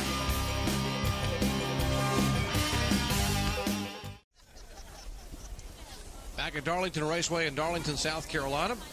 They're changing hats down in Victory Lane. We might explain this hat procedure. This is all the contingency sponsors, not only for the race, but for NASCAR and for their team. And these photographs will be used in journals all around the country, newspapers tomorrow, that you'll be able to see Ward Burton and the entire Caterpillar team in Victory Lane at Darlington. Let's go down to Ray Dunlap. Well, we got to talk to Bobby Labonte. Came in here as the point leader. You had a good day today, a good race car, and one little error. Tell us about it. Yeah, we knew Ward was going to come in the pits, and we'd already planned this thing out way before that, before the green flag ever fell when the pit. And, came in, not like I was before, just got in there a little too hot, got the right front a little warm, and cut down off the racetrack and blew it out. And then it took off to the right, and then I was trying to dig myself out of a big hole there, and I couldn't. I thought about spinning around, go around, do a donut, go back to the pits, but just couldn't do it. Just kind of blew it right there, basically. Well, this car won earlier this year. It was awfully strong today. What car are you going to take to Bristol next week? Well, we already got that car planned out, and I think it's the same one we had up there last year. And, it's just a deal where, we did have a good run. I screwed up coming in the pits like that, blowing the right front tire out. This place is probably the worst to do it, and I'm usually trying to be the most conscious about it, doing it, coming in right, but just try to push it a little too hard today. Well, guys, just a little bit of an error can make a big difference here at Darlington. Bobby Labonte will hold the point lead. Now let's go back to Victory Lane with Bill Weber. And the celebration here continues, and I'm with Ward's wife, Tabitha. First of all, congratulations. It's almost more frustrating for the wife than it is for the driver. Well, thank you so much. It's a wonderful feeling, and what a relief. I watched you on top of that pit box today, and as you were just telling me, you refused to get too excited about the possibilities. Well, there have been a lot of times when we've been really close, and for whatever reason, it didn't materialize. But these guys have worked so hard, and Ward has worked so hard. It was long overdue. 3 very frustrating Sundays last year when he finished second to his brother. Yes, thank goodness we finally got one. Tell me about what his mindset has been, because it has been a long time since he's been to Victory Lane, and it has been a roller coaster ride for him. It has been, but I'm very proud of Ward and all the guys. They have remained focused and not put too much pressure on themselves. He said he really wanted to get back to Victory Lane for his kids. Well, Jeb has been giving him somewhat of a hard time for not winning. Your husband broke the Victory Lane trophy, Tabitha. Did you see that? I saw that. We'll have to get it fixed. Well, I think he gets to keep it, so congratulations to you. Thanks for speaking with us. Thank you so much.